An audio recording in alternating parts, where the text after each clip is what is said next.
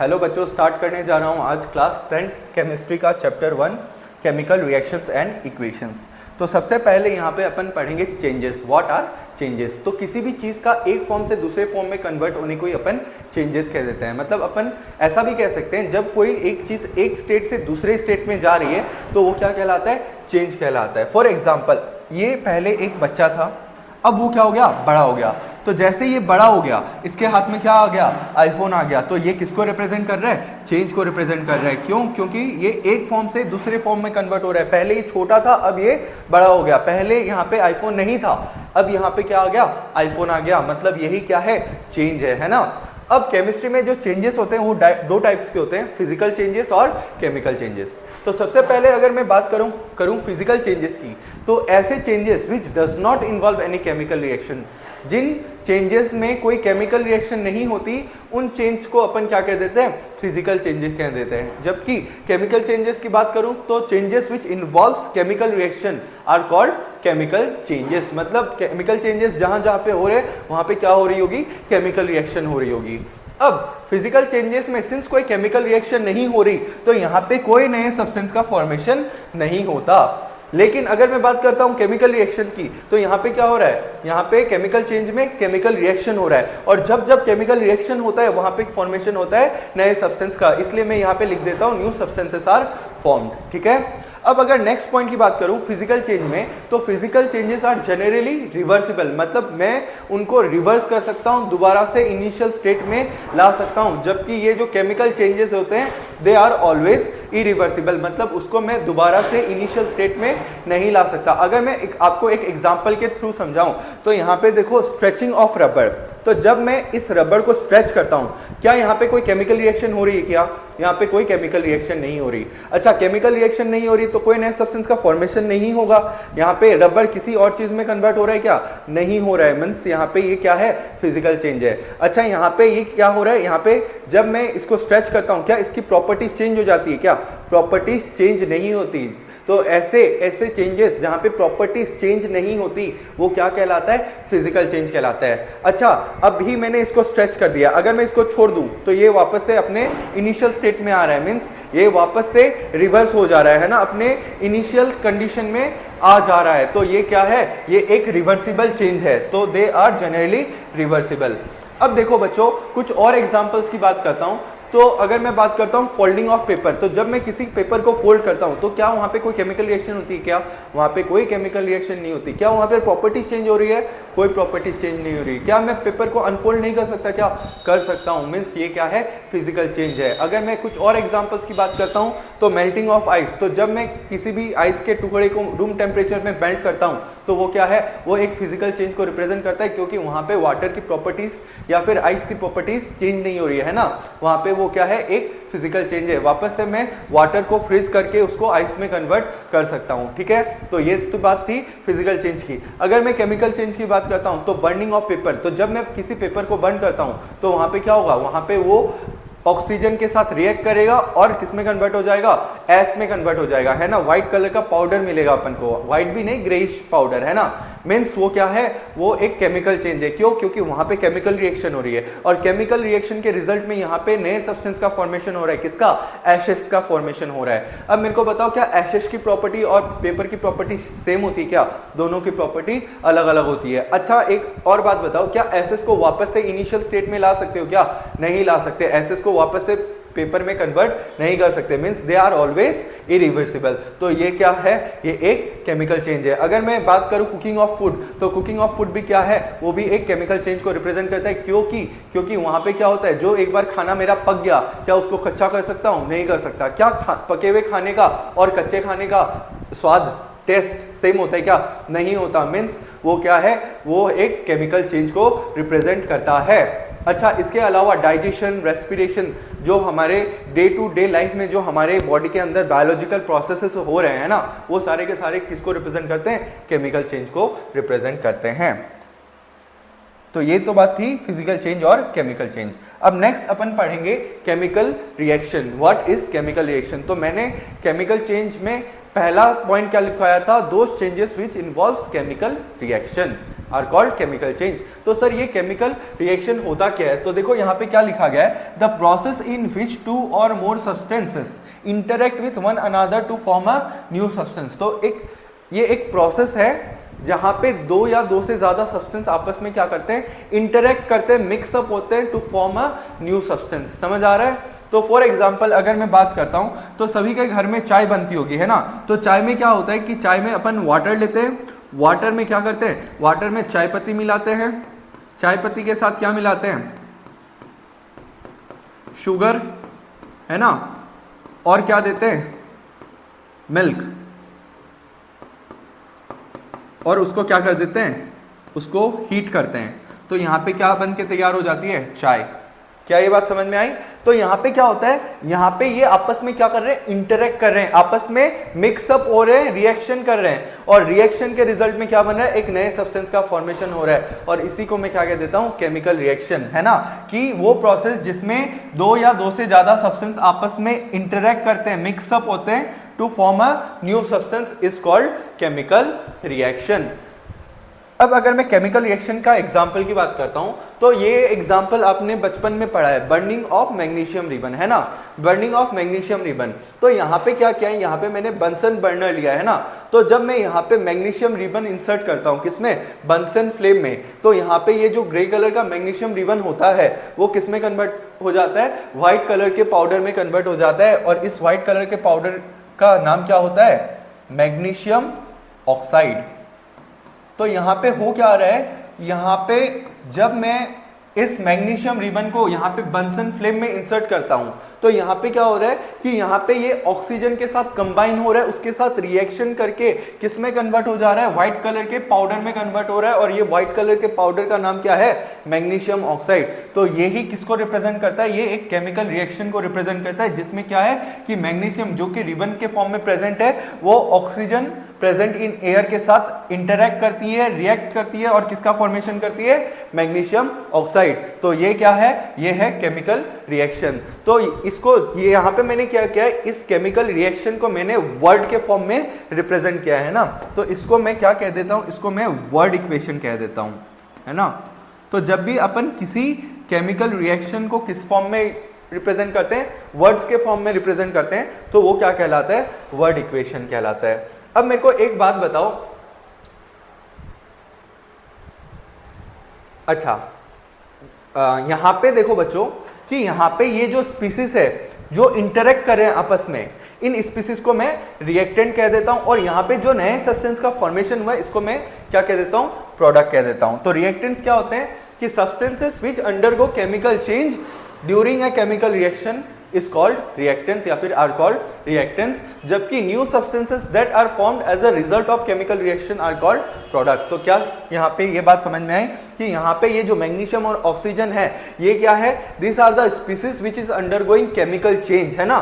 यहाँ पे ये आपस में इंटरेक्ट कर रहे हैं और नए सब्सटेंस का फॉर्मेशन कर रहे हैं, तो इनको हम रिएक्टेंट्स कह देंगे। और यहाँ पे ये जो नया सब्सटेंस का फॉर्मेशन हो रहा है उसको मैं क्या कह देता हूँ, प्रोडक्ट कह देता हूँ। ठीक है, हमेशा याद रखना कि किसी भी केमिकल रिएक्शन में जो मेरा रिएक्टेंट होता है वो लेफ्ट हैंड साइड में लिखा जाता है, और राइट हैंड साइड में क्या लिखा जाता है, राइट हैंड साइड में प्रोडक्ट लिखा जाता है ना। और यहाँ पे ये जो एरो है ये रिप्रेजेंट करता है कि रिएक्शन की डायरेक्शन, ये आपस में इंटरेक्ट करके क्या बना रहे हैं, मैग्नीशियम ऑक्साइड का फॉर्मेशन कर रहे हैं। अब नेक्स्ट है how to represent a chemical reaction. अब जाहिर सी बात है कि हर बारी तो मैं इसको किसी भी केमिकल रिएक्शन को वर्ड इक्वेशन के फॉर्म में तो लिख नहीं सकता। क्यों? क्योंकि अगर किसी भी केमिकल रिएक्शन को वर्ड इक्वेशन के फॉर्मेट में लिखता हूं तो एक तो बहुत समय लग जाएगा, साथ ही साथ बहुत इंक भी वेस्ट होगा, बहुत कागज भी वेस्ट होंगे, और बहुत लेंथी हो जाएगा प्रोसेस, है ना। मतलब मेरे को कोई शॉर्टकट तरीका चाहिए किसको रिप्रेजेंट करने के लिए, केमिकल रिएक्शन को रिप्रेजेंट करने के लिए। और इसी चीज को अपन पढ़ते हैं केमिकल इक्वेशन में। तो केमिकल इक्वेशन पढ़ेंगे, है ना। तो केमिकल इक्वेशन होता क्या है कि किसी भी केमिकल रिएक्शन को मैं क्या कर सकता हूं, रिप्रेजेंट कर सकता हूं with the help of symbols and formula, और उसी रिप्रेजेंटेशन को अपन क्या कह देते हैं, chemical equation. So what is chemical equation? It is the symbolic representation of chemical reaction that involves the use of formula and symbols. तो जब भी मैं किसी केमिकल रिएक्शन को किसके थ्रू रिप्रेजेंट करूं, सिंबल्स और फॉर्मूला के थ्रू, है ना, तो वो क्या कहलाता है, वो केमिकल इक्वेशन कहलाता है। फॉर एग्जांपल अभी पिछले रिएक्शन में वहां पे क्या था, मैग्नीशियम ऑक्सीजन के साथ रिएक्ट करके मैग्नीशियम ऑक्साइड का फॉर्मेशन कर रहा था। तो मैग्नीशियम के लिए मैं कौन सा सिंबल यूज कर सकता हूं, Mg। अगर मैं बात करता हूं ऑक्सीजन, ऑक्सीजन के लिए मैं यूज करता हूं O2। और अगर मैं बात करता हूं मैग्नीशियम ऑक्साइड का फॉर्मूला क्या होता है, इट्स MgO। तो ये जो सिंबल्स है ये तो आपको पता होता है, लेकिन how to build this formula ये आपको पता होना चाहिए, मैं आपको सिखाऊंगा आगे, ठीक है। तो यहाँ पे ये क्या है, ये केमिकल इक्वेशन है ना। उस केमिकल रिएक्शन की सिंबॉलिक रिप्रेजेंटेशन को मैं क्या कह देता हूं, केमिकल इक्वेशन। यहाँ पे केमिकल इक्वेशन में कई बार अपन ना ये टर्म्स यूज करते हैं, SG, SL, AQ, तो ये किसको रिप्रेजेंट करता है ये मुझे पता होना चाहिए। तो ये जो सिंबल्स होते हैं ना, ये सिंबल्स स्टेट को रिप्रेजेंट करते हैं। अब वहां पे जो मैग्नीशियम रिबन था वो किस फॉर्म में था, वो सॉलिड फॉर्म में था, इसलिए मैं उसको किससे रिप्रेजेंट करता हूं, सॉलिड से रिप्रेजेंट करता हूं। जबकि ऑक्सीजन कहां पे किस फॉर्म में प्रेजेंट था, इन द फॉर्म ऑफ एयर, तो उसको मैं गैस से रिप्रेजेंट करता हूं। गैस के लिए अपन क्या यूज करते हैं, G। अगर कोई चीज लिक्विड फॉर्म में प्रेजेंट है तो उसको मैं रिप्रेजेंट करता हूं L से। और अगर कोई चीज का मैंने सॉल्यूशन लिया है, किसी चीज को मैंने वाटर में डिसॉल्व करके उसका सॉल्यूशन बनाया और उसको मैंने लिया है, तो उसके लिए अपन क्या यूज करते हैं, एक्वस यूज करते हैं। समझ में आया। तो एक्वस कहीं पे अगर लिखा हुआ मिल जाए तो वो किसको रिप्रेजेंट करता है, something has been dissolve in water and उसका क्या बना गया है, सॉल्यूशन बनाया गया है। अब देखो वाटर जो है, वाटर अगर मैं वाटर की बात करता हूं तो वाटर की स्टेट क्या होती है, लिक्विड होती है। लेकिन अगर मैं बात करता हूं स्टीम, स्टीम मतलब वाटर इन वेपर स्टेट, तो उसकी स्टेट क्या होती है, गैसियस स्टेट होती है। तो हमेशा याद रखना जब भी रिएक्शन में वाटर की बात चल रही है तो अपन कौन सा सिंबल यूज करते हैं, L, जबकि स्टीम की बात चल रही हो तो कौन सा सिंबल यूज करेंगे, G। अब देखो नेक्स्ट, अब यहाँ पे मैंने आप लोग को कहा कि यहाँ पे ये फॉर्मूला है ना, ये फॉर्मूला बिल्ट अप करना आपको आना चाहिए। And in order to built up a formula आप लोग को क्या पता होना चाहिए, आप लोग को पीरियोडिक टेबल याद होना चाहिए। ये क्या है, पीरियोडिक टेबल है। तो इसको मैं आपको याद करने का बहुत ही आसान तरीका बताता हूं, है ना। इसको हम लोग बेहतरीन तरीके से न्यूमेरिक्स के थ्रू याद रख सकते हैं, है ना। तो यहाँ पे देखो ग्रुप वन के लिए हम लोग जो न्यूमोनिक यूज करते हैं वो है, हेलन ने की रब से फरियाद, हेलन ने की रब से फरियाद, बेटा मांगे कार स्कूटर बाप राजी, बाल गंगाधर इन तिलक, कार्तिक शिव गणेश संग पार्वती, न्यूज़पेपर आज सब बिकेगी, ओल्ड स्टाइल सी टेम्पो, फिर कल बाहर आई आंटी, हीना नीना और करीना की जेरोक्स रंगीन। तो बहुत ही सिंपल न्यूमोनिक्स के थ्रू अपन एंटायर पीरियोडिक टेबल याद रख सकते हैं। तो यहाँ पे मैंने नोट डाउन कर दिया है, तो इसके मदद से आप लोग इसको लर्न कर लेना है ना। हेलन ने की रब से फरियाद, तो यहाँ से H आ जाता है, यहाँ से लिथियम, सोडियम, पोटेशियम, रब मतलब Rb, से मतलब CS, फरियाद मतलब Fr। तो इस तरह से आपको पीरियोडिक टेबल को लर्न करना है ना। तो एक बार आप लोग पीरियोडिक टेबल लर्न कर लेते हो तो आप लोग का की बात जो काम मतलब बहुत आसान हो जाएगा, आपको ना फिर केमिकल फॉर्मूला रटने की जरूरत नहीं है। तो यहाँ पे देखो मैं एक बार लिख के दिखाता हूँ। तो मुझे पता है कि हमारे पीरियोडिक टेबल में 18 ग्रुप्स होते हैं, है ना। तो ग्रुप 1 है लेन ने की रब से फरियाद, हेलेन ने की रब से फरियाद। फिर क्या है, लिथियम के बाद आता है बेरिलियम, बेटा मांगे कार स्कूटर बाप राजी, बाप राजी। ग्रुप 13 बेरिलियम के बाद कौन आता है, बोरॉन, तो बाल गंगाधर इन तिलक। बोरॉन के बाद कौन आता है, कार्बन, कार्बन के बाद नाइट्रोजन, ऑक्सीजन, फ्लोरीन, फ्लोरीन के बाद कौन आता है, नियॉन। तो यहाँ पे अगर कार्बन के फैमिली की बात करता हूँ तो कार्तिक, शिव, गणेश, शंग, पार्वती, न्यूज़ पेपर आज सब बिकेगी, ओल्ड स्टाइल सी टेम्पो, फिर कल बाहर आई आंटी। और यहाँ पे क्या होगा, हीना नीना और करीना की जेरोक्स रंगीन। तो अगर मेरे को ये न्यूमोनिक्स याद है, with in fraction of seconds अपन इस एंटायर पीरियोडिक टेबल को क्या कर सकते हैं, लिख सकते हैं।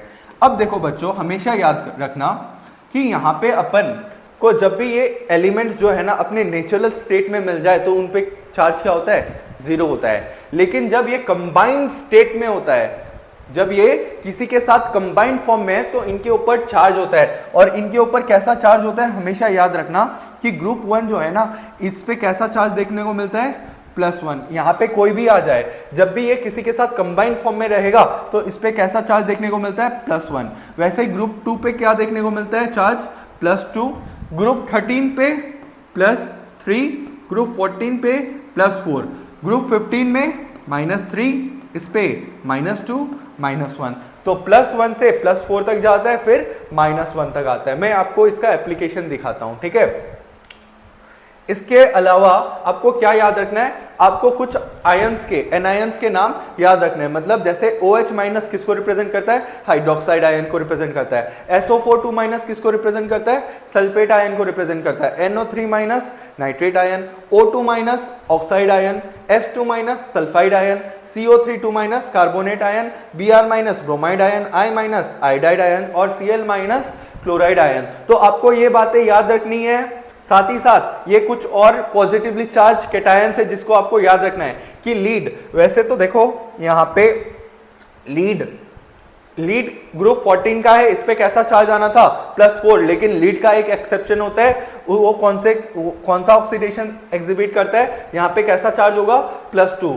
कॉपर पे +2, फेरस आयरन के 2 फॉर्म में एग्जिस्ट करता है ना। आयरन अगर +2 फॉर्म में उसको फेरस आयन कहते हैं, आयरन +3 फॉर्म में तो फेरिक आयन कहते हैं। वैसे ही सिल्वर आयन को अपन Ag+ से रिप्रेजेंट करते हैं, ठीक है। अब देखो मैग्नीशियम ऑक्साइड, अब मैं आपको फॉर्मूला बिल्टअप करना सिखाता हूं।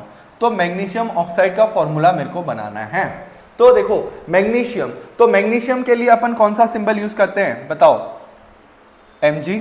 अच्छा, Mg के ऊपर कैसा चार्ज आएगा, +2। क्यों, क्योंकि ये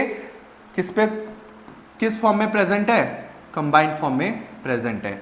ऑक्साइड, तो ऑक्साइड के लिए कौन सा, ये देखो ऑक्साइड का फॉर्मूला क्या, O2-। तो यहां पे ये O2-। तो एक बार आपने ये लिख लिया, इसके बाद क्या करना, इसको बिना चार्ज के लिख लेना। तो यहां पे बिना चार्ज के मैंने क्या कर लिया, लिख लिया। अब क्या करना कि ये चार्ज को नीचे लिख लेना विदाउट +-। ठीक है। अब इनका सिंपलेस्ट रेशियो ले लेना। तो सिंपलेस्ट रेशियो क्या हो गया, 1:1। अब इसको क्या कर देना, क्रिस क्रॉस कर देना, क्रिस क्रॉस, मतलब ये 1 इसके लेग में आ जाएगा, ये 1 उसके लेग में चला जाएगा। तो यहाँ पे फॉर्मूला क्या हो जाएगा, Mg1O1। तो 1 को हम लोग शो नहीं करते हैं, इसको मैं क्या लिख देता हूँ, Mg। तो ये क्या है, मैग्नीशियम ऑक्साइड का फॉर्मूला। तो ये अपन ने ऑलरेडी देख लिया। अब अगर मैं नेक्स्ट की बात करता हूं, नेक्स्ट में देखो यहाँ पे क्या है, लीड नाइट्रेट। तो लीड, तो अभी कुछ देर पहले मैंने बताया था कि लीड जब किसी के साथ कंबाइंड फॉर्म में प्रेजेंट होता है तो उस पर चार्ज कैसा, +2। तो यहाँ पे Pb2+, है ना। नाइट्रेट, तो नाइट्रेट का फॉर्मूला क्या, NO3-।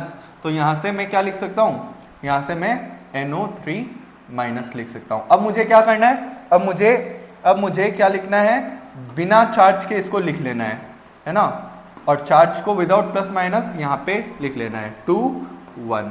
अब क्या मैं इसका और सिंपलेस्ट रेशियो ले सकता हूं क्या, नहीं ले सकता है ना। ये क्या है, सिंपलेस्ट रेशियो है।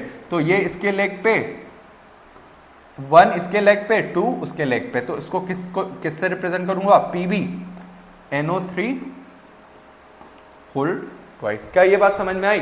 तो ये है लीड नाइट्रेट का फॉर्मूला। अगर मैं बात करता हूं कैल्शियम ऑक्साइड, तो कैल्शियम कौन से ग्रुप का मेंबर है, कैल्शियम ग्रुप 2 का मेंबर है ना, ग्रुप 2 का। और ग्रुप 2 के मेंबर पे कैसा चार्ज, +2 चार्ज आता है। तो यहाँ पे कैल्शियम।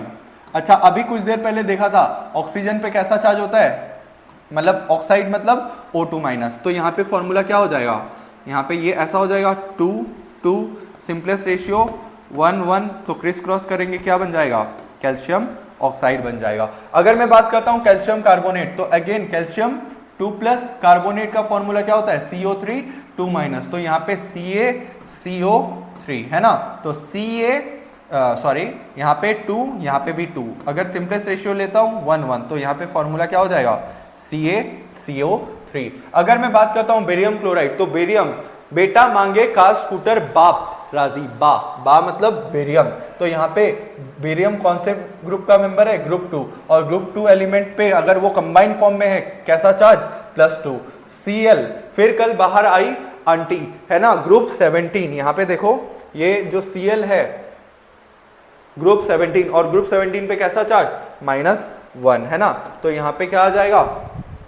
यहाँ पे ये -2 1, तो यहाँ पे फॉर्मूला क्या हो जाएगा? BaCl2। यहाँ पे अपन ब्रैकेट कब यूज करते हैं? जब मोर देन 1 एटम्स प्रेजेंट हो। देखो यहाँ पे लीड नाइट्रेट जब लिखा था ना, यहाँ पे NO3 में मोर देन 1 टाइप के एटम्स प्रेजेंट थे, है ना। लेकिन यहाँ पे जो Cl है वो एक ही एटम को रिप्रेजेंट करता है, क्लोरीन एटम को। तो इसलिए हम लोग इसको ना इस तरह से नहीं लिखते, इसको कैसे लिखते हैं? BaCl2 लिखते हैं, ठीक है। Next calcium hydroxide. तो कैल्शियम सेकेंड ग्रुप +2, हाइड्रोक्साइड का फॉर्मूला क्या होता है? OH-। तो यहाँ पे क्या हो जाएगा? कैल्शियम OH 2 1, तो क्या हो जाएगा फॉर्मूला? क्रिस क्रॉस करोगे तो कैल्शियम, यहाँ पे देखो 2 टाइप के एटम्स प्रेजेंट है तो ब्रैकेट यूज कर रहे हैं। अगर मैं बात करता हूँ बेरियम हाइड्रोक्साइड, तो अगेन ये कौन से सेकेंड ग्रुप का मेंबर है? ठीक है, तो BaOH 2 1, तो क्या हो जाएगा ये? BaOH whole twice. तो बहुत ही आसान है, बहुत ही आसान तरीके से अपन क्या कर सकते हैं? फॉर्मूला बिल्डअप कर सकते हैं। यहाँ पे बेरियम सल्फेट, तो बेरियम के लिए Ba2+, सल्फेट का फॉर्मूला क्या होता है? SO4 2-। तो यहाँ पे क्या लिखोगे? पहले तुम लोग ये लिख लोगे विदाउट चार्ज, फिर ये क्या हो जाएगा फॉर्मूला?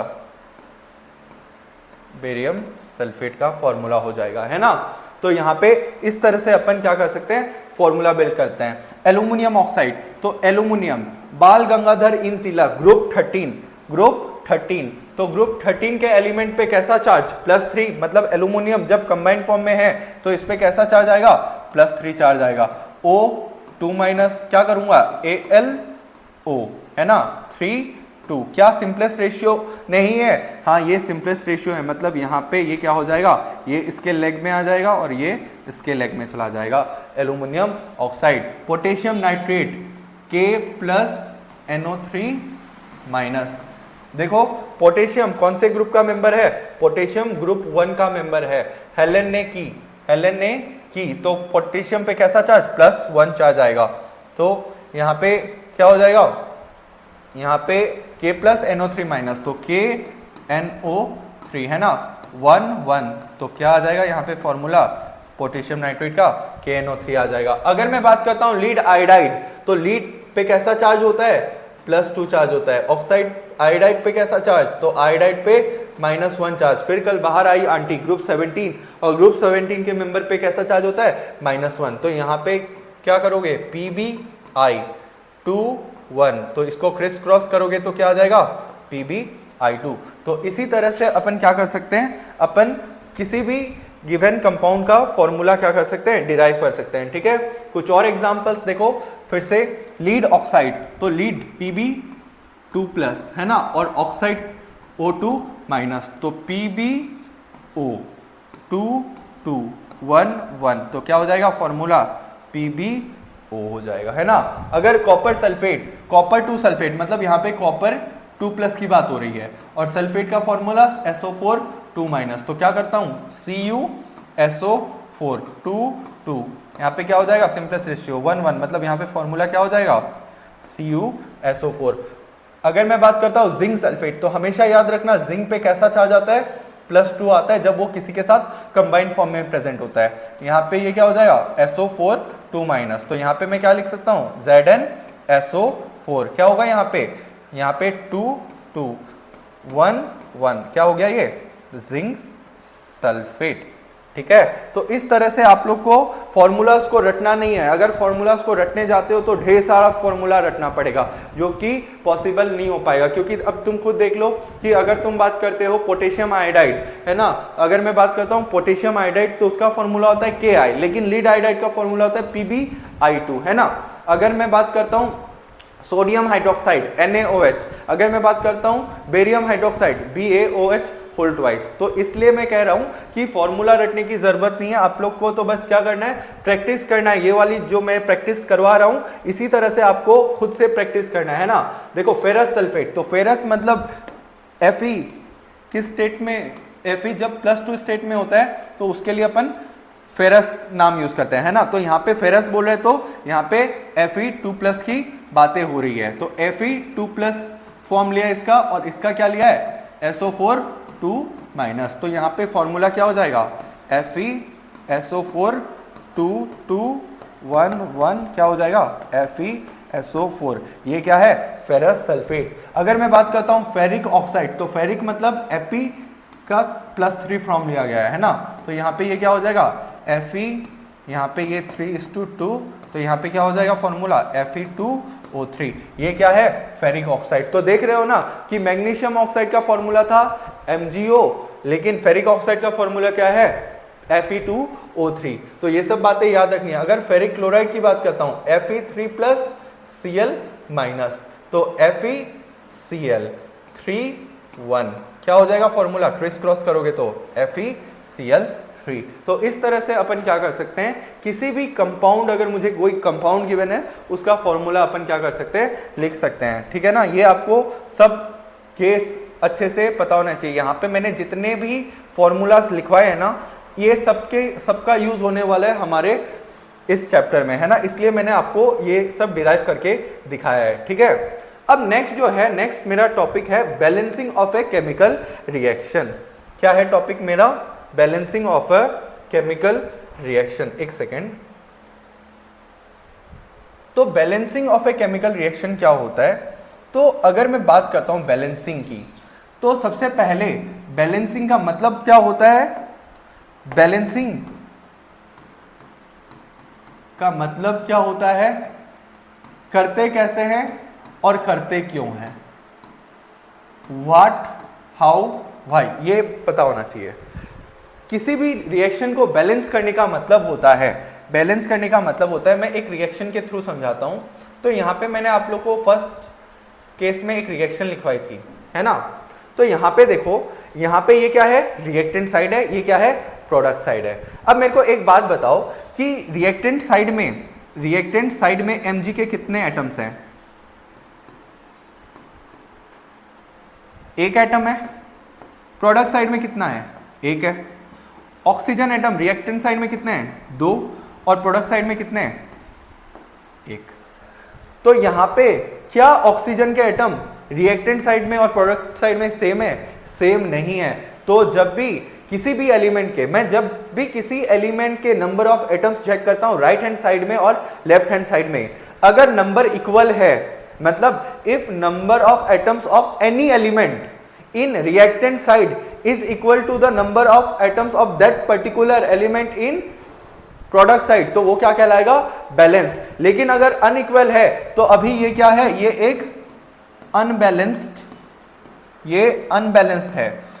अगर किसी भी केमिकल रिएक्शन में कोई भी एक एलिमेंट के एटम्स बैलेंस्ड नहीं है, मतलब राइट हैंड साइड में और लेफ्ट हैंड साइड में उनका नंबर इक्वल नहीं है, मतलब वो किस कैटेगरी में आएगा, अनबैलेंस्ड केमिकल इक्वेशन की कैटेगरी में आएगा। और इस अनबैलेंस्ड केमिकल इक्वेशन को अपन क्या कह देते हैं, इसी को अपन स्केलेटल इक्वेशन भी कह देते हैं, स्केलेटल इक्वेशन कह देते हैं। So what is basically unbalanced chemical equation, so equation in which number of atoms of particular element in reactant side and product side are not equal is called unbalanced chemical equation और skeletal equation। लेकिन अब देखो बच्चों कि अब मैं इसको copy कर लेता हूँ, है ना, इसको मैं कॉपी कर लेता हूँ और यहाँ से मैं इसको रब कर देता हूँ, वरना आप कंफ्यूज हो जाओगे, है ना। यहाँ से ये डिलीट कर रहा हूँ, डिलीट, है ना, इसको ले जाता हूँ।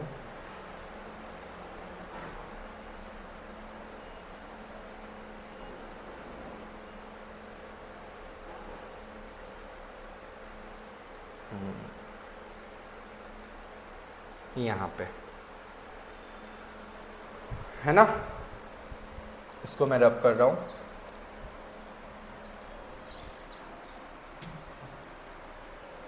और इसको डिलीट कर रहा हूं। तो ये क्या था, अनबैलेंस केमिकल इक्वेशन। लेकिन अब अगर मैं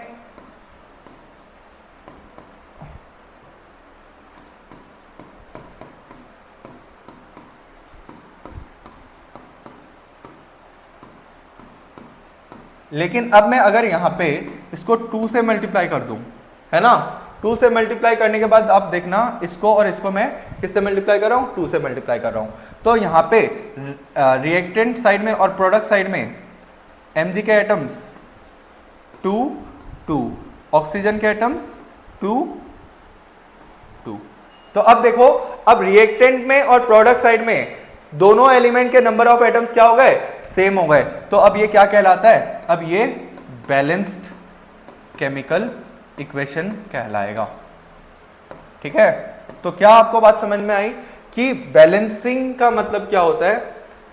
मतलब अगर किसी भी केमिकल रिएक्शन में या इक्वेशन में राइट हैंड साइड में और लेफ्ट हैंड साइड में किसी भी एक पर्टिकुलर एलिमेंट का एटम का नंबर क्या हो, अनइक्वल हो, तो वो अनबैलेंस या फिर स्केलेटल इक्वेशन कहलाएगा। लेकिन अगर दोनों साइड में क्या हो, सेम नंबर ऑफ एटम्स हो किसी भी एलिमेंट के, तो वो बैलेंस केमिकल इक्वेशन कहलाएगा।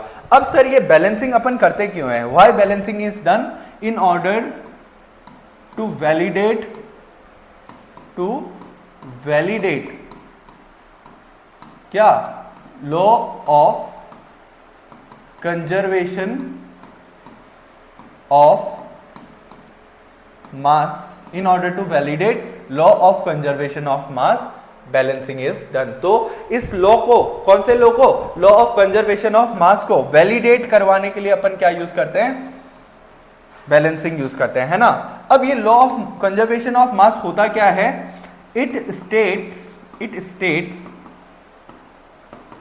That during a chemical reaction, है ना, किसी भी केमिकल रिएक्शन में मास, टोटल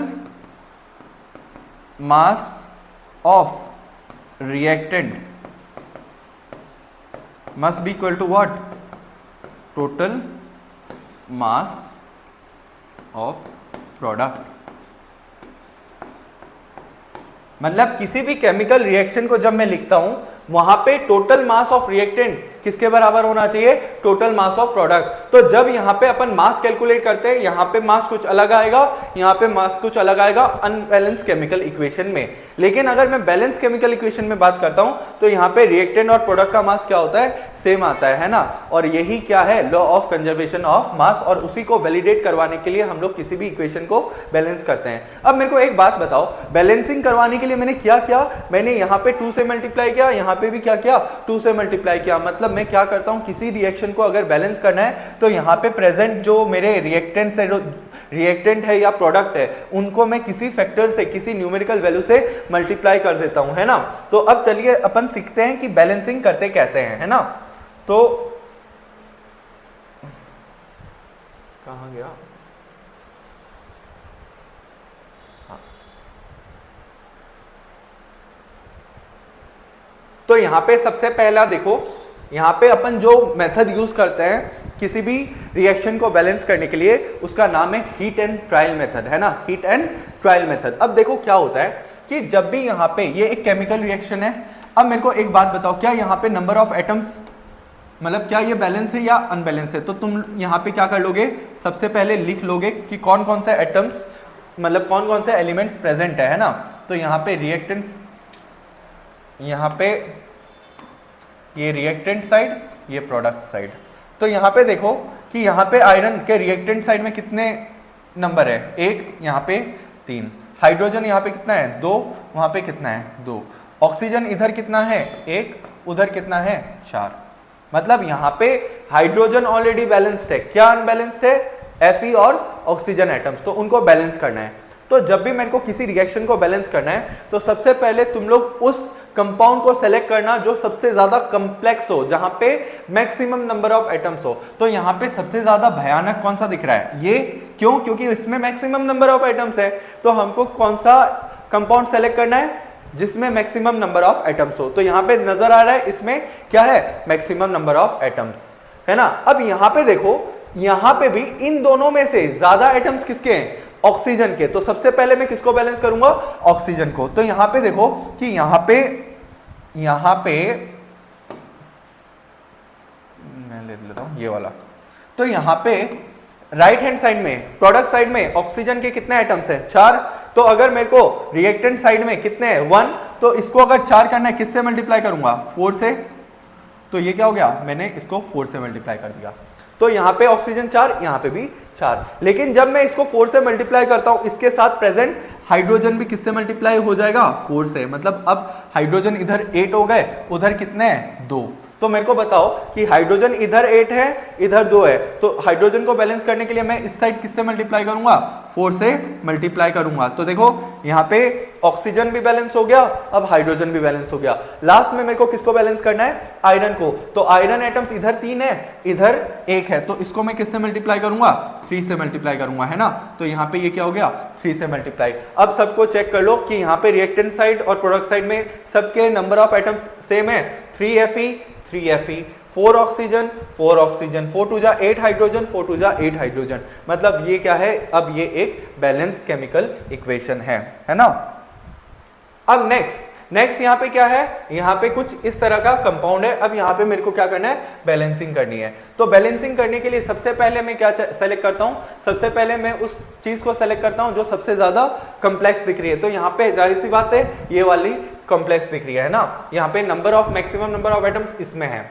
लेकिन अब इस पे जब आता हूं तो यहाँ पे भी मैं किसको सेलेक्ट करूंगा? वो वाला जिसपे मैक्सिमम नंबर ऑफ एटम्स है। तो यहाँ पे ऑक्सीजन के एटम्स क्या है? मैक्सिमम है। लेकिन देखो यहाँ पे ऑक्सीजन यहाँ पे भी है, यहाँ पे भी है, इस पे भी है, इस पे भी है। मतलब मैं यहाँ पे ऑक्सीजन को डिस्कार्ड कर दे रहा हूं। मतलब इसके एटम्स सब जगह मौजूद है, मतलब इसको नहीं चेक करूंगा। इसके बाद यहाँ पे 2 नाइट्रोजन एटम्स है ना, और जबकि यहाँ पे कितने हैं? 1 है। तो मैं अगर यहाँ पे 2 से मल्टीप्लाई कर देता हूं तो यहाँ पे भी नाइट्रोजन कितने हो गए? 2। इधर पे भी कितने हो गए? 2। मतलब नाइट्रोजन क्या हो गया? बैलेंस हो गया। अब नेक्स्ट जो मैं बात करूंगा कैल्शियम। तो कैल्शियम इधर भी 1 है, इधर भी 1 है, कोई दिक्कत नहीं है। अब जो मैं बात करूंगा नेक्स्ट हाइड्रोजन। तो हाइड्रोजन देखो 2 हाइड्रोजन इधर और 2 इधर, 2 + 2 4। लेकिन यहाँ पे कितने हैं? सिर्फ 2। तो इसको मैं किससे मल्टीप्लाई करूंगा? 2 से। तो हाइड्रोजन भी क्या हो गया? 4 हो गया। तो देखो यहाँ पे nitrogen 2, nitrogen 2, hydrogen 4, 2 + 2 hydrogen 4, calcium 1, calcium 1, oxygen 3 टू जा 6, 6 + 2 8। यहाँ पे 3 टू जा 6, 6 + 2 8। मतलब यहाँ पे सारे एटम्स क्या है? बैलेंस हो गए। ठीक है। नेक्स्ट यहाँ पे देखो NaOH + H2SO4 goes to Na2SO4 + water. ठीक है। तो यहाँ पे देखो क्या यहाँ पे सब कुछ बैलेंस है क्या? तो देख ही रहा है कि यहाँ पे 1 Na है, यहाँ पे 2 Na है, तो ये बैलेंस नहीं है। तो बैलेंस करने के लिए सबसे पहले उसको सेलेक्ट करूंगा जो सबसे कॉम्प्लेक्स दिख रहा है। तो यहाँ पे कॉम्प्लेक्स क्या दिख रहा है? ये। तो यहाँ पे देखो मैक्सिमम नंबर ऑफ एटम्स किसके हैं? ऑक्सीजन के। लेकिन ऑक्सीजन इसमें तीनों में है, चारों में है, मीन्स ऑक्सीजन को डिस्कार्ड कर दूंगा। नेक्स्ट किस पे आओ? सल्फर। तो सल्फर यहाँ पे 1 है, यहाँ पे भी 1 है। देन सोडियम यहाँ पे 2 है, यहाँ पे 1 है, तो इसको किससे मल्टीप्लाई कर दूंगा? 2 से। तो सोडियम क्या हो गया? बैलेंस हो गया। ठीक है। सल्फर मेरा बैलेंस्ड है। नेक्स्ट मैं किसको बैलेंस करता हूँ? हाइड्रोजन को देखता हूँ। तो यहाँ पे 2 हाइड्रोजन और 2 4। यहाँ पे कितने हाइड्रोजन है? 2। तो इससे को किससे मल्टीप्लाई करूंगा? 2 से मल्टीप्लाई करूंगा। तो अब देखो यहाँ पे हाइड्रोजन भी क्या हो गया? बैलेंस हो गया। अब लास्ट ऑक्सीजन की बारी। तो 2 ऑक्सीजन + 4, 4 + 2 6, 4 + 2 6। तो यहाँ पे अब सारे के सारे एटम्स क्या हो गए? बैलेंस्ड हो गए। ठीक है। फोर्थ वाले केस में देखो BaCl2 + H2SO4 goes to BaSO4 + HCl। तो यहाँ पे सबसे कॉम्प्लेक्स कौन दिख रहा है? सबसे कॉम्प्लेक्स आपको मान लो यही दिख रहा है ना। तो यहाँ पे दिख रहा है। तो यहाँ पे सबसे पहले देखो ऑक्सीजन के एटम्स। तो ऑक्सीजन एक ही में है, उस साइड में एक ही में है, तो ऑक्सीजन को बैलेंस करो। तो इधर भी 4, उधर भी 4, बैलेंस है। Sulphur 1, sulphur 1। हाइड्रोजन इधर 2 है, उधर कितने हैं? 1। तो किससे मल्टीप्लाई करूंगा? 2 से। हाइड्रोजन बैलेंस हो गया। अब नेक्स्ट बेरियम। तो बेरियम भी बैलेंस है। अब वहां पे Cl कितने हैं? 2। इधर भी Cl कितने हैं? 2। तो सब बैलेंस्ड है। देखो बेरियम बैलेंस हो गया, Cl बैलेंस हो गया, H2 SSO4 O4। तो यहाँ पे ये क्या हो गया? बैलेंस्ड हो गया। तो इस तरह से अपन को बैलेंसिंग कैरी आउट करना होता है। नेक्स्ट नेक्स्ट क्या है, right balance chemical equations for the following reactions. तो कभी कभी आपको क्या दे देती है कि यहाँ पे क्या दिया गया था, यहाँ पे आपको स्केलेटल इक्वेशन दे दिया गया था और आपको बैलेंस करना था। अब कभी कभी आपको क्या दे दिया जाता है, वर्ड इक्वेशन दे दिया जाता है और आपको क्या करना होता है, पहले तो इक्वेशन उससे स्केलेटल इक्वेशन लिखना होता है और उसके बाद बैलेंसिंग कैरी आउट करनी होती है। और अगर आपको वर्ड इक्वेशन से स्केलेटल इक्वेशन तक आना है तो आपको क्या करना होता है, आपको वो जो चीज मैंने आपको सिखाया वो पता होना चाहिए। तो अभी कुछ देर पहले मैंने सिखाया आपको कैल्शियम हाइड्रोक्साइड का फॉर्मूला क्या होता है ना। तो कैल्शियम हाइड्रोक्साइड का फॉर्मूला क्या होता है, CaOH होल ट्वाइस। ये दिखाई दे रहा है आपको, कैल्शियम हाइड्रोक्साइड का फॉर्मूला हमने सीखा था बनाना, है ना। तो CaOH होल ट्वाइस। तो यहाँ पे आ जाओ, यहाँ पे आ जाओ। तो मैंने आपको सिखाया कैल्शियम हाइड्रोक्साइड का फॉर्मूला क्या होता है, CaOH होल ट्वाइस। वैसे ही कार्बन डाइऑक्साइड का फॉर्मूला क्या होता है, CO2। अब कैल्शियम कार्बोनेट भी मैंने बताया था, CaCO3 और वाटर का फॉर्मूला क्या होता है, H2O। तो ये तो हो गया मेरा स्केलेटल इक्वेशन। अब चेक करो क्या ये बैलेंस है क्या, तो बैलेंस है तो ठीक, नहीं तो बैलेंस करना पड़ेगा। सबसे पहले कम्प्लेक्स, तो कम्प्लेक्स ये दिख रहा है, कम्प्लेक्स में भी यहाँ पे सबसे पहले, अब ऑक्सीजन तो सब में है तो ऑक्सीजन को नहीं देखूंगा, हाइड्रोजन को देखूंगा। 2 हाइड्रोजन 2 हाइड्रोजन, फिर calcium 1 calcium 1, carbon 1 carbon 1, oxygen कितने हैं 2 और 2 4, 3 और 1 4, मींस ये ऑलरेडी बैलेंस्ड है, इसको बैलेंस करने की जरूरत नहीं है। Next aluminium plus copper chloride. तो एल्यूमिनियम, तो जब एल्यूमिनियम अकेला प्रेजेंट होता है तब उस पर चार्ज 0 होगा, लेकिन याद रखना जब अकेला है कोई स्पीसीज तो चार्ज 0 होगा, लेकिन जब वो कंबाइंड फॉर्म में है तो वो मैंने आपको बताया था किस पे क्या चार्ज आएगा। अब कॉपर क्लोराइड, तो कॉपर क्लोराइड CuCl2, कैसे, copper Cu2 plus Cl minus, तो यहाँ पे CuCl2 1, तो यहाँ पे क्या आ जाएगा, क्रिस क्रॉस करूंगा तो CuCl2। नेक्स्ट एल्यूमिनियम क्लोराइड, तो इसका फॉर्मूला अपन ने देखा ही क्या होता है, AlCl3 और कॉपर का फॉर्मूला क्या होता है, Cu। तो यहाँ पे एल्यूमिनियम पे चार्ज 0, इस पे +3, यहाँ पे कॉपर पे चार्ज +2, यहाँ पे 0, ठीक है। तो अब देखो क्या ये इक्वेशन बैलेंस्ड है क्या, बैलेंस नहीं है। तो यहाँ पे किसी को भी सेलेक्ट कर लो तुम, है ना, इन दोनों में से किसी को भी सेलेक्ट कर लो। तो मान लो तुमने किसको सेलेक्ट किया, मान लो तुमने सेलेक्ट किया क्लोरीन को, यहाँ पे 3 है यहाँ पे 2 है, तो इसको 3 से मल्टीप्लाई करो, इसको 2 से मल्टीप्लाई करो, क्लोरीन 6 क्लोरीन 6। अब यहाँ पे देखो 3 कॉपर हो गए, उधर कितने कॉपर हैं 1, तो यहाँ पे किससे मल्टीप्लाई करूंगा 3। Al इधर कितने हैं 2, इसको मल्टीप्लाई करो 2, तो ये अब ये क्या हो गया, ये बैलेंस केमिकल इक्वेशन हो गया। तो आपको बैलेंसिंग आना चाहिए, बैलेंसिंग के ऊपर बेस्ड बहुत सारे क्वेश्चंस आते हैं। अब नेक्स्ट जो मेरा टॉपिक है, what are the characteristics of a chemical reaction. कहीं पे भी केमिकल रिएक्शन हुई है वो कैसे पता चलेगा मेरे को, कैसे आइडेंटिफाई करूंगा कि कहीं पे केमिकल रिएक्शन हुआ है। तो केमिकल रिएक्शन की कुछ कैरेक्टरिस्टिक्स होती है जिसको चेक करके मैं, जिसको देख के मैं बता सकता हूँ कि वहां पे क्या हुआ है, केमिकल रिएक्शन हुआ है। और वो कैरेक्टरिस्टिक्स क्या है, तो आपके एनसीईआरटी बुक में 4 कैरेक्टरिस्टिक्स दी हुई है जिसको देख के मैं कह सकता हूँ कि यहाँ पे केमिकल रिएक्शन हुआ है ना।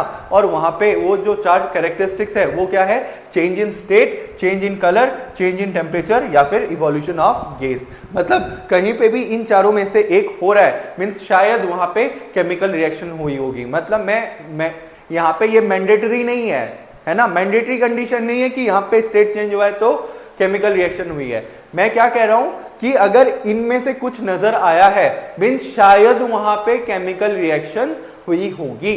तो आप लोग को पूछ लिया जाता है what are the characteristics of chemical change. So you have to write this 4 points, change in state, change in colour, change in temperature and evolution of gas. अब अपन क्या करेंगे, आपके एनसीईआरटी बुक में ना इनके हर एक कैरेक्टरिस्टिक्स के करेस्पॉन्डिंग, हर एक कैरेक्टरिस्टिक्स के करेस्पॉन्डिंग आपको एक एक्टिविटी दी गई है जो कि उसको प्रूव करती है कि केमिकल रिएक्शन में ये सब चीज होती है ना।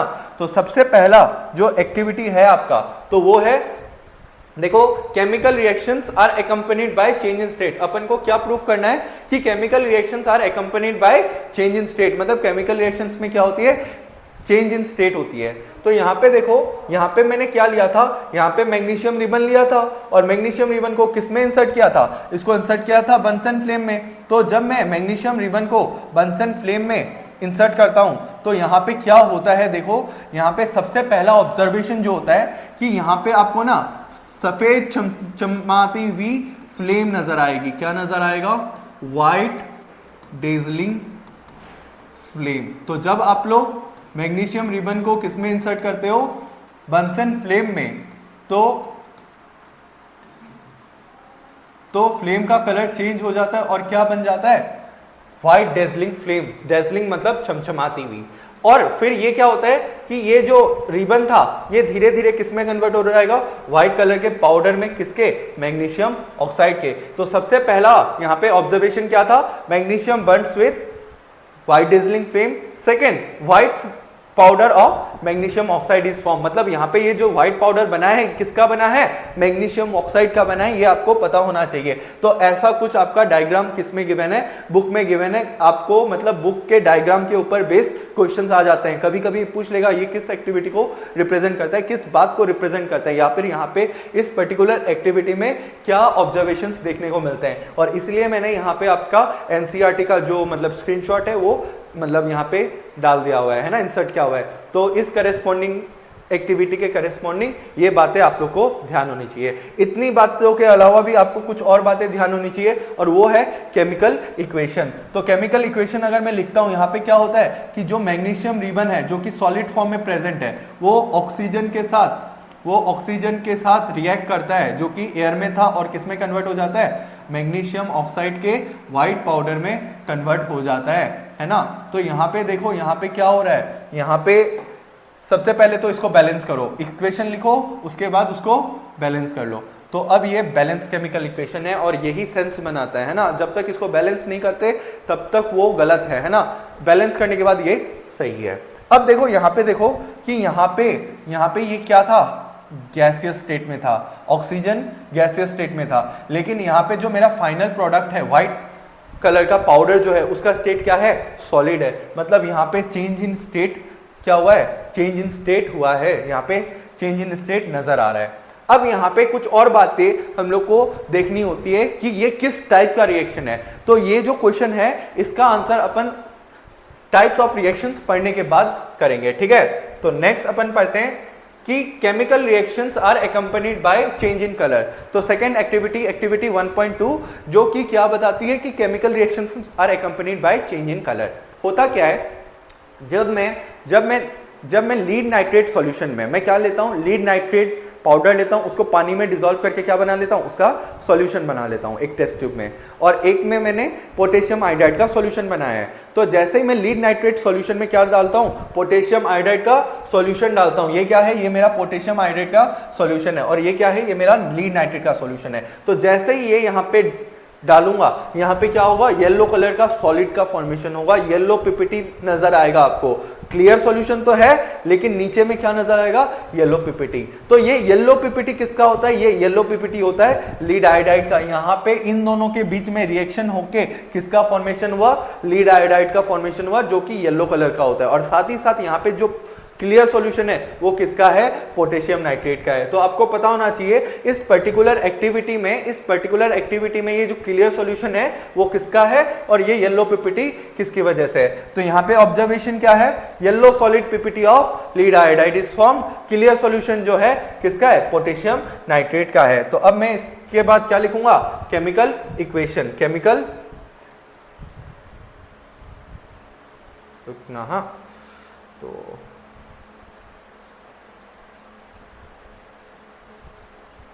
तो यहाँ पे केमिकल इक्वेशन अगर लिखना है तो सबसे पहले मैंने क्या लिया था? Lead nitrate.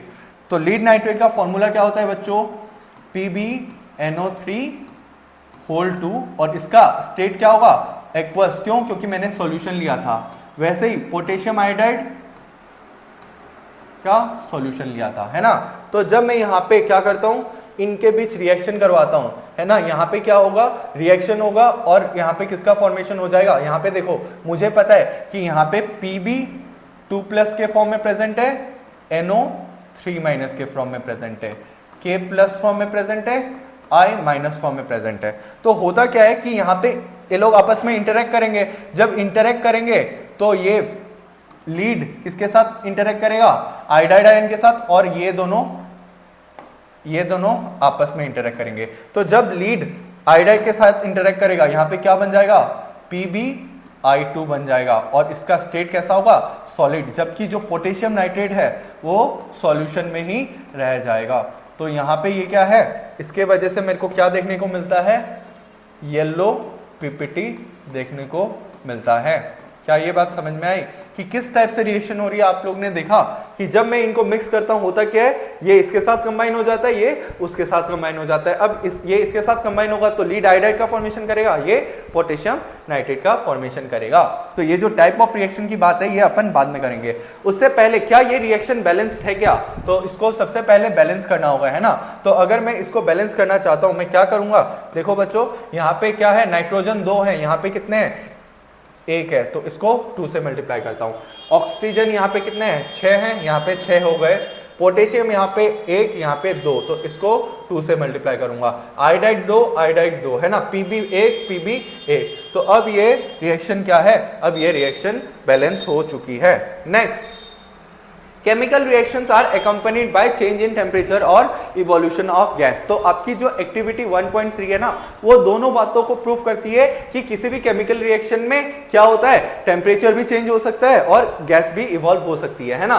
तो यहाँ पे होता क्या है कि यहाँ पे इस एक्सपेरिमेंट में यहाँ पे एक कॉनिकल बीकर था, कॉनिकल बीकर में क्या लिया गया था, डाइल्यूट सल्फ्यूरिक एसिड, और डाइल्यूट सल्फ्यूरिक एसिड में क्या डाला गया, जिंक के ग्रेन्यूल्स डाले गए। जिंक के छोटे छोटे ग्रेन्यूल्स, मतलब जो जैसे मसूर दाल मूंग दाल के ग्रेन्स होते हैं ना, वैसे जिंक के ग्रेन्यूल्स होते हैं, उसको इसमें डाला। तो जैसे ही इसको डाला उसके बाद उसको किससे कवर कर दिया, कॉर्क से कवर कर दिया, और कॉर्क के थ्रू यहाँ पे एक ग्लास रॉड, एक ग्लास ट्यूब मतलब इंसर्ट कर दिया, है ना, जिसमें क्या होता है, एक होल होता है ना, जिससे क्या होता है, गैस निकल सकता है। तो देखो बच्चों कि जब डाइल्यूट H2SO4 में क्या डाल दिया गया, जिंक सल्फ्यूरिक एसिड, यहाँ पे बबलिंग्स हुए, यहाँ पे बबल्स का फॉर्मेशन हुआ। जब जब बबल्स का फॉर्मेशन हुआ है मींस यहाँ पे कोई गैस रिलीज हुई होगी, तो यहाँ पे एक गैस रिलीज हुई और वो गैस कौन सी थी, हाइड्रोजन गैस थी। अब ये हाइड्रोजन गैस रिलीज हुई है, ये कैसे कंफर्म करेंगे, ये अपन बाद में पढ़ेंगे। अभी तो याद रखना कि जब मैं जिंक ग्रेन्यूल्स को किस में डालता हूँ, डाइल्यूट H2SO4 में डालता हूँ, वहां पे हाइड्रोजन गैस रिलीज होती है, और साथ ही साथ ये जो नीचे से बीकर है ये गर्म हो जाता है, ये बीकर जो होता है इट बिकम्स हॉट, है ना। तो यहाँ पे क्या हुआ होगा, केमिकल रिएक्शन हो रही होगी, इसलिए यहाँ पे गैस इवॉल्व हो रही है और बीकर यहाँ पे टेम्परेचर भी क्या हो रहा है, चेंज हो रहा है। तो यहाँ पे ये देखो, यहाँ पे ये मैं रिएक्शन लिखता हूं, तो होता क्या है कि जिंक जो सॉलिड था वो किसके साथ रिएक्ट कर रहा है, डाइल्यूट H2SO4। डाइल्यूट H2SO4 मतलब कि H2SO4 में क्या है, वाटर मौजूद है, इसलिए इसका स्टेट क्या हो गया, एक्वस। तो जब ऐसा होता है तो यहाँ पे मुझे पता है Zn, यहाँ पे ये H+, H2SO4 में H+ और SO4 2-। तो अब जब जिंक सल्फर के साथ, यहाँ पे जिंक किसके साथ कंबाइन हो जाएगा, सल्फर के साथ कंबाइन हो जाएगा। तो जब जिंक सल्फर के साथ कंबाइन हो जाएगा तो ये क्या बनाएगा, जिंक सल्फेट का फॉर्मेशन होगा और उसका स्टेट भी क्या होगा, एक्वस। और साथ ही साथ यहाँ पे H+ किस में कन्वर्ट हो जाएगा, हाइड्रोजन गैस में कन्वर्ट हो जाएगा और गैस बाहर चली जाएगी, है ना। तो PPT जब बनता है वहां पे अपन डाउनवर्ड एरो यूज करते हैं, देखो, लेकिन जब कहीं पे गैस इवॉल्व होती है वहां पे मैं क्या यूज करता हूँ, अपवर्ड एरो यूज करता हूँ, है ना। तो यहाँ पे ये क्या है, यहाँ पे ये मेरा केमिकल इक्वेशन है। अब इसको बैलेंस करना है, तो सबसे पहले चेक करो क्या ये बैलेंस है या नहीं। तो Zn 1, sulphur 1, sulphur 1, oxygen 4, hydrogen 2, मतलब ये एक बैलेंस इक्वेशन है, ठीक है। तो इस तरह से मैं डिफरेंट एक्टिविटीज के थ्रू अपने पॉइंट्स को वेरीफाई कर सकता हूं कि केमिकल रिएक्शन की ये कुछ कैरेक्टरिस्टिक्स होती है। तो यहाँ पे ये जो देखो फिगर दिख रहा है ना, तो यहाँ पे आप लोग को ना यहाँ पे नोमेनक्लेचर करने आ जाता है, मतलब ये सब आपको क्या दे देता है, इसको मतलब व्हाइट कलर करके दे देगा और कहेगा आइडेंटिफाई करो। तो ये क्या है, कॉर्क, यहाँ पे कौन सी गैस रिलीज होती है, बहुत इंपॉर्टेंट है कि यहाँ पे इस पर्टिकुलर एक्सपेरिमेंट में जब मैं डाइल्यूट सल्फ्यूरिक एसिड में जिंक ग्रेन्यूल्स डालता हूं तो यहाँ पे क्या रिलीज होती है, हाइड्रोजन गैस रिलीज होती है, ठीक है। नेक्स्ट अपन जो पढ़ेंगे, अब अपन पढ़ेंगे टाइप्स ऑफ, नेक्स्ट अपन पढ़ेंगे, अब अपन पढ़ेंगे, तो अपन देखो यहाँ पे लास्ट कुछ कुछ मतलब एक्टिविटीज में यहाँ पे अपन ने टाइप्स ऑफ रिएक्शन का जो कॉलम है वो बैकएंड छोड़ दिया। मतलब अपन को मैंने कहा था कि टाइप्स ऑफ रिएक्शन पढ़ाऊं, उसके बाद आप लोग वो वाला कॉलम फिल करना। तो टाइप्स ऑफ रिएक्शंस की अगर मैं बात करता हूं तो यहाँ पे ढेर सारे टाइप्स के रिएक्शंस होते हैं, उसमें भी अपन को क्या पढ़ना है, अपन को कुछ मेजर रिएक्शंस पढ़नी है ना। तो सबसे पहले अपन यहाँ पे बात करेंगे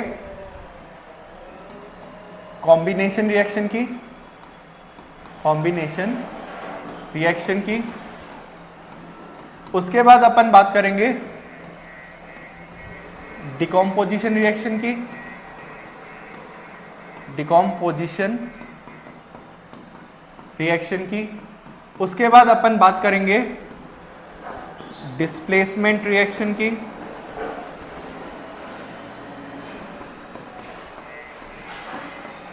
इसके बाद हम लोग पढ़ेंगे डबल डिस्प्लेसमेंट रिएक्शन,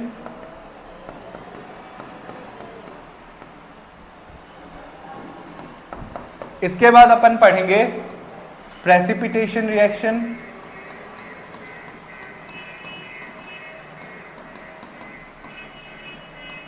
इसके बाद अपन पढ़ेंगे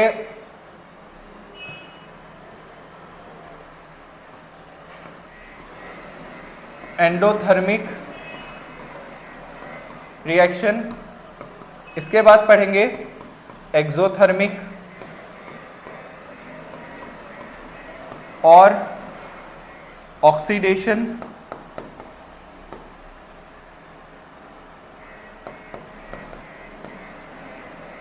ऑक्सीडेशन,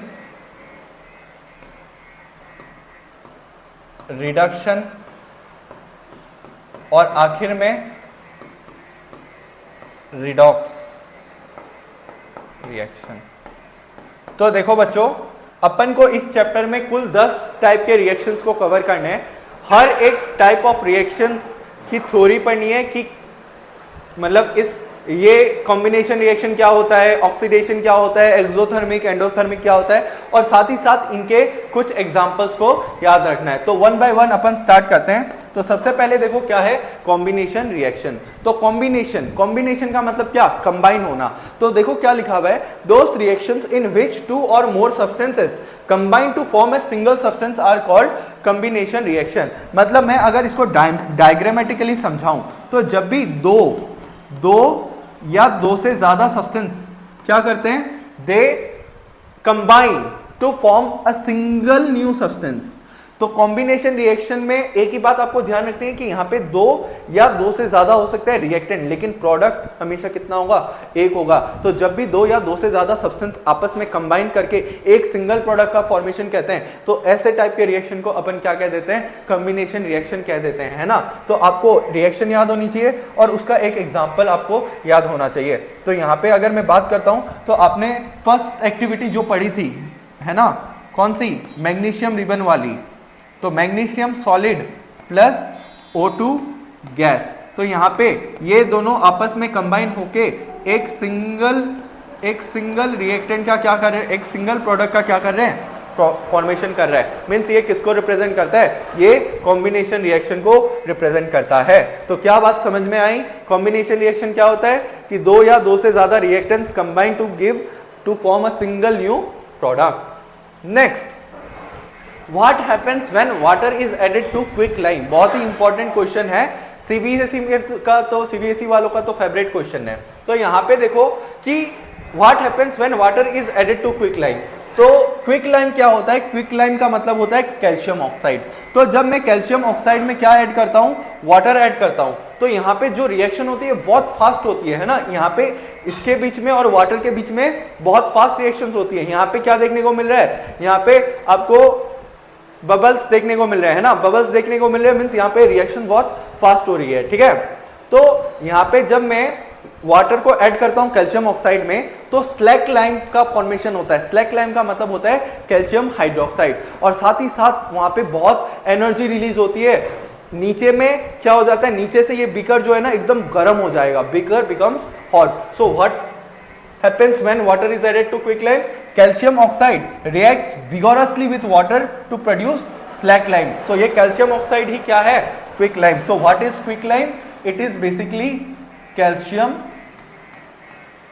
ऑक्साइड. तो कैल्शियम ऑक्साइड का फॉर्मूला अपन ने देखा क्या है, कैल्शियम ऑक्साइड का फॉर्मूला होता है ये. तो यहाँ पे जो मेरा क्या है, किसका फॉर्मेशन होता है, स्लैक लाइम. तो स्लैक लाइम का मतलब कैल्शियम हाइड्रोक्साइड. तो ये है reaction calcium oxide plus water. तो कैल्शियम ऑक्साइड क्या होता है, इसके सॉलिड फॉर्म में होता है. यहाँ पे ये छोटे छोटे क्रिस्टल्स में इसमें डालता हूँ, तो यहाँ पे क्या होता है कि रिएक्शन होता है और स्लैक लाइम का फॉर्मेशन होता है. और यहाँ पे क्या हो रहा है, बिकम्स हॉट, हीट रिलीज हो रही है. तो जहाँ पे हीट रिलीज होती है उसको मैं हीट को किधर लिखता हूँ, प्रोडक्ट साइड में लिखता हूँ. तो ये बातें आपको ध्यान होनी चाहिए, है ना. जब ये क्वेश्चन पूछ लिया जाए तो आपको इतनी सारी बातें लिखनी होगी. Next, decomposition reaction. तो डिकम्पोजिशन रिएक्शन क्या होता है, कॉम्बिनेशन रिएक्शन का ऑपोजिट होता है. कि कॉम्बिनेशन में क्या होता है, दो या दो से ज्यादा रिएक्टेंट्स आपस में कंबाइन होकर एक सिंगल प्रोडक्ट का फॉर्मेशन करते हैं. लेकिन डिकम्पोजिशन में एक सिंगल रिएक्टेंट जो है ना, it breaks down to give two or more simpler substances. So a chemical reaction in which a single reactant breaks down to give simpler product when energy is supplied in the form of heat, electricity of sunlight. तो अभी second point से क्या पता चल रहा है कि जब मेरे को डिकम्पोजिशन करवाना है, यहाँ पे मेरे को क्या देखनी पड़ती है, एनर्जी सप्लाई करनी पड़ती है, तभी वहां पे क्या होगा, उसका डिकम्पोजिशन होगा. मतलब किसी चीज को अगर तोड़ना है तो वहां पे एनर्जी तो देना ही पड़ेगा, है ना. तो इसलिए डिकम्पोजिशन रिएक्शन किसे कहते हैं, वो रिएक्शन जिसमें क्या होता है, एक सिंगल सब्सटेंस किसमें टूट जाता है, दो या दो से ज्यादा सिंपलर प्रोडक्ट में टूट जाता है. जब हम लोग क्या देते हैं, उसको एनर्जी सप्लाई करते हैं. और यहाँ पे energy we can supply it in the form of heat, electricity और sunlight. So this is all about decomposition reaction. अभी डिकम्पोजिशन रिएक्शन में अपन एनर्जी हीट के फॉर्म में भी दे सकते हैं, इलेक्ट्रिसिटी के फॉर्म में भी दे सकते हैं, सनलाइट के फॉर्म में भी दे सकते हैं. और इसी के बेसिस पे मैं ना डिकम्पोजिशन रिएक्शन को कैटेगराइज कर सकता हूँ तीन क्लासेस में. अगर मैं यहाँ पे एनर्जी देता हूँ इन the form of heat, so whenever decomposition reaction is carried out in the form of whenever decomposition reaction is carried out using heat energy, तो such type of decomposition is known as thermal decomposition. ठीक है. तो अगर decomposition heat energy के through carried out हुई है, thermal decomposition. If it is carried out using electricity, इसे electrolysis कह देते हैं. And if the decomposition reaction is carried out using sunlight, तो उसको अपन फोटोलाइसिस कह देते हैं. लाइसिस का मतलब क्या होता है, ब्रेक डाउन. और इलेक्ट्रो मतलब इलेक्ट्रिक करंट. लाइसिस का मतलब ब्रेक डाउन, फोटो का मतलब सनलाइट, है ना. Next, thermal decomposition. तो thermal decomposition reactions which are carried out using heat energy. तो थर्मल डिकम्पोजिशन में अपन को 3 एग्जांपल्स याद रखने होंगे. सबसे पहला एग्जांपल जो है, रुको देख लेता हूं मैं एक चीज, यहाँ पे नहीं लिखा है, यहाँ पे मैं लिख देता हूं. तो थर्मल डिकम्पोजिशन का जो सबसे पहला एग्जांपल है वो है थर्मल डिकम्पोजिशन ऑफ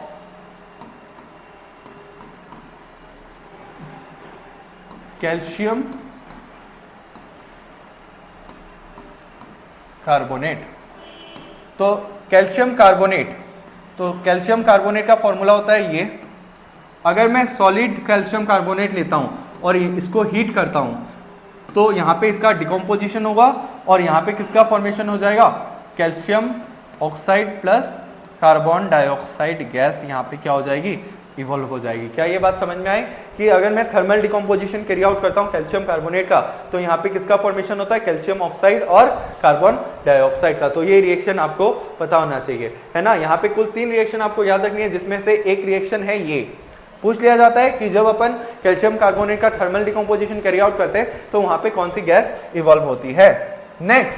नेक्स्ट है thermal decomposition of ferrous sulphate crystals. बहुत ही इंपॉर्टेंट है. देखो फेरस सल्फेट क्रिस्टल जो होते हैं ना, फेरस सल्फेट क्रिस्टल्स जो होते हैं ग्रीन कलर के होते हैं, है ना. तो जब मैं फेरस सल्फेट क्रिस्टल्स को किसी टेस्ट ट्यूब में, बॉइलिंग ट्यूब में, टेस्ट ट्यूब नहीं बॉइलिंग ट्यूब, टेस्ट ट्यूब पतली सी होती है और बॉइलिंग ट्यूब थोड़ी मोटी होती है. अपन बॉइलिंग ट्यूब क्यों लेते हैं, क्योंकि बॉइलिंग ट्यूब जो होती है वो ज़्यादा हीट रेसिस्टेंट होती है. मतलब अगर मैं टेस्ट ट्यूब को अगर बंसन फ्रेम में इंसर्ट कर दूं, ज़्यादा टाइम तक रख दूं, तो वो बस्ट हो जाएगा, फूट जाएगा, लेकिन बॉइलिंग ट्यूब जो है ना वो ब्रेक नहीं होती है ना। तो बॉइलिंग ट्यूब में मैंने क्या लिया है, ग्रीन कलर के फेरस सल्फेट क्रिस्टल्स लिए हैं। तो फेरस सल्फेट के क्रिस्टल्स को जब मैं लेता हूं तो उसका फॉर्मूला क्या होता है, फेरस सल्फेट डॉट 7 वाटर। तो फेरस सल्फेट क्रिस्टल्स का कलर कैसा होता है, ग्रीन कलर का होता है। अब हमेशा याद रखना कि फॉर्मूला में कभी ये आपको दिख जाए ना, कभी आपको ये दिख जाए किसी भी फॉर्मूला में, ये रिप्रेजेंट करता है वाटर ऑफ क्रिस्टलाइजेशन। किसको रिप्रेजेंट करता है, वाटर ऑफ क्रिस्टलाइजेशन। तो ये जो वाटर ऑफ क्रिस्टलाइजेशन होता है ना बच्चों, it is responsible for the colour. यहाँ पे ये जो क्रिस्टल्स के कलर है, ग्रीन कलर का है, उसका रीजन क्या है, ये वाटर ऑफ क्रिस्टलाइजेशन। अब जब मैं इसको हीट करता हूं तो ये जो वाटर है ना ये उड़ जाएगा, और जब ये वाटर उड़ जाएगा मतलब यहाँ पे ये क्या हो जाएगा, कलरलेस बन जाएगा। तो जब मैं इसको हीट करता हूँ ग्रीन कलर के फेरस सल्फेट क्रिस्टल्स को, तो ये सबसे पहले क्या होगा, कलरलेस हो जाएगा, है ना। अब जब मैं इस कलरलेस फेरस सल्फेट को फिर से और ज्यादा हीट करता हूं, मतलब थोड़ी और देर हीट करता हूं, तो यहाँ पे क्या हो जाएगा, यहाँ पे डिकम्पोजिशन रिएक्शन हो जाएगी। अब ये क्या हो जाएगा, ये टूट जाएगा, बिखर जाएगा। किसमें बिखर जाएगा, it will break down to give ferric oxide. It will break down to give ferric oxide. तो फेरिक ऑक्साइड के क्रिस्टल्स के कलर कैसे होते हैं, रेड कलर का होता है। और साथ ही साथ यहाँ पे दो टाइप की गैस रिलीज होती है, एक तो SO2 और एक SO3। तो जब मैं फेरस सल्फेट क्रिस्टल्स का डिकम्पोजिशन कैरी आउट करता हूं, रुको, है ना, यहाँ पे अगर मैं फेरस सल्फेट का डिकम्पोजिशन कैरी आउट करता हूं तो यहाँ पे क्या मिलता है, यहाँ पे बनता है फेरिक ऑक्साइड, और साथ ही साथ क्या रिलीज होती है, SO2 गैस और SO3 गैस। ठीक है, तो यहाँ पे ये तीन चीज। अब यहाँ पे क्या ध्यान रखना है कि ये जो कंपाउंड है इसका कलर क्या होता है, रेडिश ब्राउन। और यहां पे ये जो गैस रिलीज हुई है ना, इसका स्मेल कैसा होता है,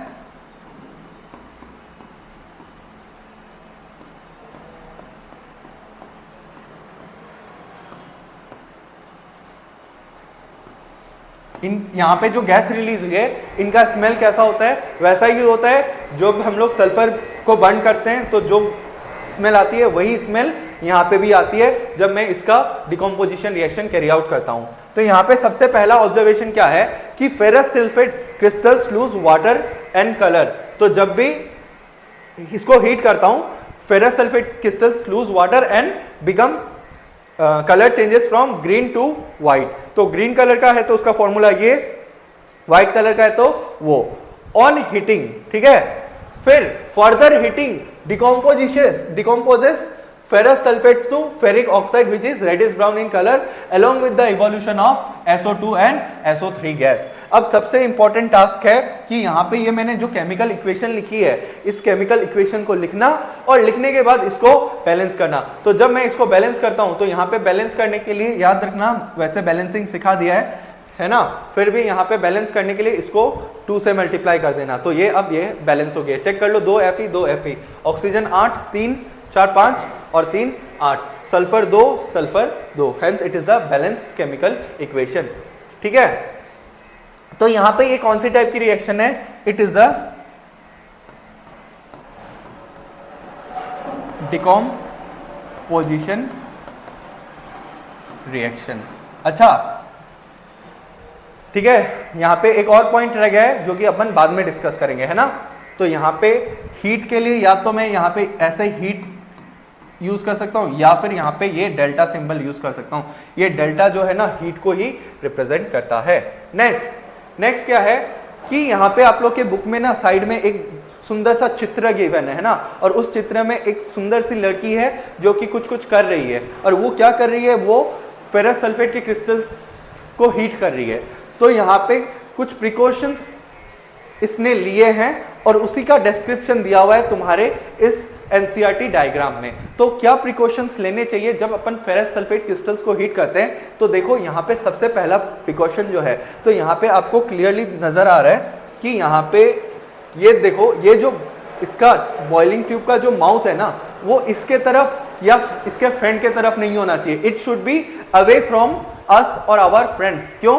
क्योंकि अगर फटाक से अगर वो स्पिल आउट होता है तो हमारे मुंह पे ना गिरे, इसलिए उसका जो माउथ होता है वो अपने से दूर की तरफ होना चाहिए, है ना।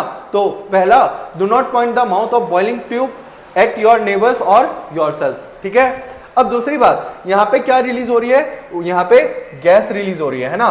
तो यहाँ पे कुछ गैस रिलीज हो रही है, तो गैस को हम लोग, ये बॉइलिंग ट्यूब है ना, तो यहाँ पे गैस रिलीज हुई है, तो अपना ऐसे नहीं करेंगे, इसको बोलते हैं स्निफिंग। हम लोग स्निफिंग नहीं करते, हम लोग क्या करते हैं, उसको ऐसे करते हैं, इसको वाफ्टिंग बोलते हैं, है ना। तो do not sniff, waft the gas gently, ठीक है। तो वॉफ्टिंग का मतलब समझ आया, ऐसे ऐसे करके स्मेल लेना है, ठीक है। तो ये प्रिकॉशंस, तो ये भी क्वेश्चन पूछा जा चुका है सीबीएसई के एग्जाम में कि what are the precautions that must be taken while performing decomposition of ferrous sulphate crystals. I hope आपको ये बात समझ में आई होगी। नेक्स्ट क्या है? Thermal decomposition of lead nitrate crystals. तो बहुत इंपॉर्टेंट है from exam point of view, from entrance point of view. आज भी ये क्वेश्चन ना पूछ लिया जाता है बड़े बड़े एग्जाम में, क्योंकि बहुत ही इंपॉर्टेंट है ये कि क्या होता है जब लीड नाइट्रेट क्रिस्टल्स को हीट करते हैं। तो जब अपन लीड नाइट्रेट क्रिस्टल्स को हीट करते हैं ना, तो यहाँ पे क्या होगा, इसका डिकम्पोजिशन हो जाएगा। और ये किसमें डिकम्पोज हो जाएगा? It will decompose to give lead oxide. और लीड ऑक्साइड का वैसे कलर येलोइश होता है, ये कलर क्या होता है? येलो कलर का होता है ना। और साथ ही साथ यहाँ पे दो गैस रिलीज होती है, एक तो ब्राउन कलर की गैस और एक कलरलेस। तो यहाँ पे जो कलरलेस गैस रिलीज होती है वो होती है ऑक्सीजन, और यहाँ पे जो ब्राउन कलर का धुआं होता है वो किसका होता है? नाइट्रोजन डाइऑक्साइड का। तो यहाँ पे दिख रहा है आपको कि एनसीईआरटी का डायग्राम दे देगा और पूछ लेगा ये जो धुआं है ये किसका है? तो this are the brown fumes of NO2। तो NO2 के फ्यूम्स कैसे होते हैं? फ्यूम्स का मतलब धुआं। धुआं कैसा होता है? ब्राउन कलर का होता है। तो याद रखना कि ब्राउन फ्यूम्स ऑफ NO2, ठीक है से यहाँ पे क्या रिलीज होता है? NO2 का ब्राउन फ्यूम्स। और साथ ही साथ जो कलरलेस गैस है जो नजर नहीं आती वो क्या होती है? ऑक्सीजन होती है। तो यहाँ पे हम लोग को सबसे पहले केमिकल इक्वेशन लिखना है। तो केमिकल इक्वेशन में मैंने क्या लिया था? लीड नाइट्रेट के क्रिस्टल्स लिए थे। तो जब मैं लीड नाइट्रेट के क्रिस्टल्स लेता हूं तो सबसे पहले ये किस में टूटेगा? लीड ऑक्साइड, साथ ही साथ यहाँ पे क्या रिलीज होगी? NO2 गैस और O2 गैस। अब इसको बैलेंस करना है ना, तो यहाँ पे इसकी बैलेंसिंग पूछ ली जाती है ना। वैसे बैलेंसिंग करना मैंने ऑलरेडी आपको सिखा दिया है, लेकिन बहुत लोग को, बहुत सारे बच्चों को इस पर्टिकुलर रिएक्शन को बैलेंस करने में दिक्कत आती है। सिर्फ यही एक ऐसा इक्वेशन है जिसको बच्चे आसान तरीके से बैलेंस नहीं कर पाते। तो इसको याद रखने के लिए, इसको कैसे बैलेंस करते हैं उसके लिए मैंने एक ट्रिक बना के रखी है, 224 2 2 4। अब ये रिएक्शन बैलेंस्ड है, तो क्या याद रखना है? 224। इसके थ्रू क्या कर सकते हो आप? इस रिएक्शन को बैलेंस कर सकते हो, ठीक है। तो यहाँ पे सबसे पहले यहाँ पे अपन को डेल यूज करना पड़ेगा, है ना, वरना ये हम लोग को पता कैसे चलेगा? अगर एनर्जी नहीं दे रहे हो तो क्या डिकम्पोजिशन होगा? नहीं होगा। तो डिकम्पोजिशन रिएक्शन का एग्जाम्पल है पहला, तो ये क्या है? डिकम्पोजिशन रिएक्शन का एग्जाम्पल है। एक और पॉइंट है वो अपन थोड़ी देर बाद आएंगे यहाँ पे, है ना। नेक्स्ट है, तो हमने थर्मल डिकम्पोजिशन पढ़ा। थर्मल डिकम्पोजिशन में 3 रिएक्शन पढ़ी, thermal decomposition of calcium carbonate, lead nitrate और फेरस सल्फेट। अब जो है इलेक्ट्रोलाइसिस। इलेक्ट्रोलाइसिस मतलब क्या? जब भी डिकम्पोजिशन रिएक्शन कैरी आउट किया जाता है यूजिंग इलेक्ट्रिकल एनर्जी या फिर इलेक्ट्रिक करंट, तो वहां पे उसको अपन इलेक्ट्रोलाइसिस कह देते हैं। और यहाँ पे अपन को सिर्फ एक ही एग्जांपल याद रखना है, इलेक्ट्रोलाइसिस ऑफ वाटर। तो यहाँ पे मैंने क्या लिया है? वाटर लिया है और यहाँ पे कुछ सेटअप बनाया है ना। सेटअप बनाया है कि यहाँ पे मैंने 2 टेस्ट ट्यूब को इन्वर्टेड कर दिया है और वहां पे इसके अंदर क्या लिया? ग्रेफाइट रोड ली है और इसका एक एंड पॉजिटिव टर्मिनल से कनेक्ट किया है, एक एंड नेगेटिव टर्मिनल से कनेक्ट किया है ना। तो इसको जब मैं स्विच ऑन करता हूं, है ना, तो जब मैं स्विच ऑन करता हूं तो यहाँ पे क्या होता है? इलेक्ट्रिक करंट फ्लो होता है। और इलेक्ट्रिक करंट जब फ्लो होगा तो ये वाटर क्या होगा? इसका डिकम्पोजिशन हो जाएगा, ये टूट जाएगा किसमें? हाइड्रोजन गैस में और ऑक्सीजन गैस में। अब सबसे पहली बात यहाँ पे जो याद रखनी है कि यहाँ पे ये जो मेरा ग्रेफाइट रोड जो पॉजिटिव टर्मिनल के साथ कनेक्ट है उसको मैं एनोड कहता हूं, और जो नेगेटिव टर्मिनल के साथ कनेक्ट है कैथोड कहता हूं। तो C से कैंसल, C से कैथोड। याद रखना, negative terminal is called cathode, positive terminal is anode. Positive मतलब addition, A for anode, C for cathode और C फॉर कैंसलेशन, है ना। अब मेरे को पूछ लेता है कि यहाँ पे जो 2 गैस रिलीज हुई, हाइड्रोजन और ऑक्सीजन, कौन सी गैस कहां पे रिलीज हुई, एनोड पे कौन सी गैस रिलीज हुई और कैथोड पे कौन सी गैस रिलीज हुई। तो इसको याद करने के लिए एक ट्रिक है और वो ट्रिक है चाओ, है ना। तो चाओ मतलब कैथोड पे हाइड्रोजन गैस रिलीज होती है, एनोड पे ऑक्सीजन गैस रिलीज होती है। समझ आया। तो यहाँ पे देख लो, यहाँ पे ये डायग्राम आपको पता होना चाहिए। कभी कभी आपको ड्रॉ करने दे देता है कि सेटअप बना के दिखाओ to represent electrolysis of water. तो ये सेटअप आपको ध्यान होना चाहिए, है ना। नेक्स्ट, तो केमिकल इक्वेशन। तो यहाँ पे वाटर क्या हो रहा है, ब्रेक डाउन हो रहा है। वाटर का क्या हो रहा है, इलेक्ट्रोलाइसिस। तो यहाँ पे ये क्या किसमें टूट जाएगा, यहाँ पे लिक्विड फॉर्म में था, यहाँ पे ये गैसियस फॉर्म, है ना। अब इसको बैलेंस करने के लिए क्या करूँगा, यहाँ पे 2 से मल्टीप्लाई करूँगा, यहाँ पे भी 2 से मल्टीप्लाई करूँगा। अब ये बैलेंस्ड है ना। तो यहाँ पे एक और ख़ास बात है आपको जो याद रखनी है, वो है कि यहाँ पे जो इसका वॉल्यूम होता है, किसका, हाइड्रोजन और ऑक्सीजन गैस का जो वॉल्यूम का रेशियो होता है वो क्या होता है, 2:1।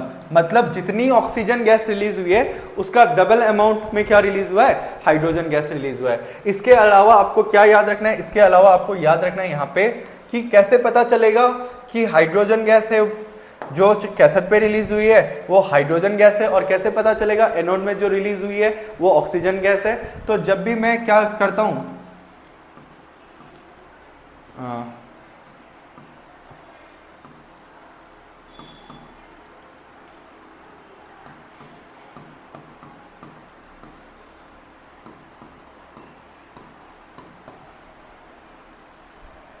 है ना। तो अगर मैं इसको हाइड्रोजन गैस के पास में क्या लेता हूं, अगर कैंडल लाता हूं तो ये जो हाइड्रोजन गैस है it Burns with popping sound. Popping मतलब पॉप पॉप साउंड करता है ना। तो दिवाली में मैजिक पॉप सब यूज करते होंगे, है ना। तो मैजिक पॉप्स को जब जमीन पे फेंकते हो तो पॉपिंग साउंड होता है ना। वैसे ही हाइड्रोजन के गैस के सामने जहाँ पे हाइड्रोजन गैस है वहाँ पे अगर मैचस्टिक्स या फिर बर्निंग कैंडल या लाइटर ले आओ तो वो it Burns with popping sound, जबकि it Burns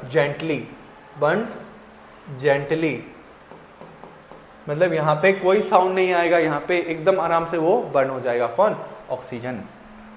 type of reaction, तो टाइप ऑफ रिएक्शन की बातें करते हैं। तो यहाँ पे ये क्या है, ये एक डिकम्पोजिशन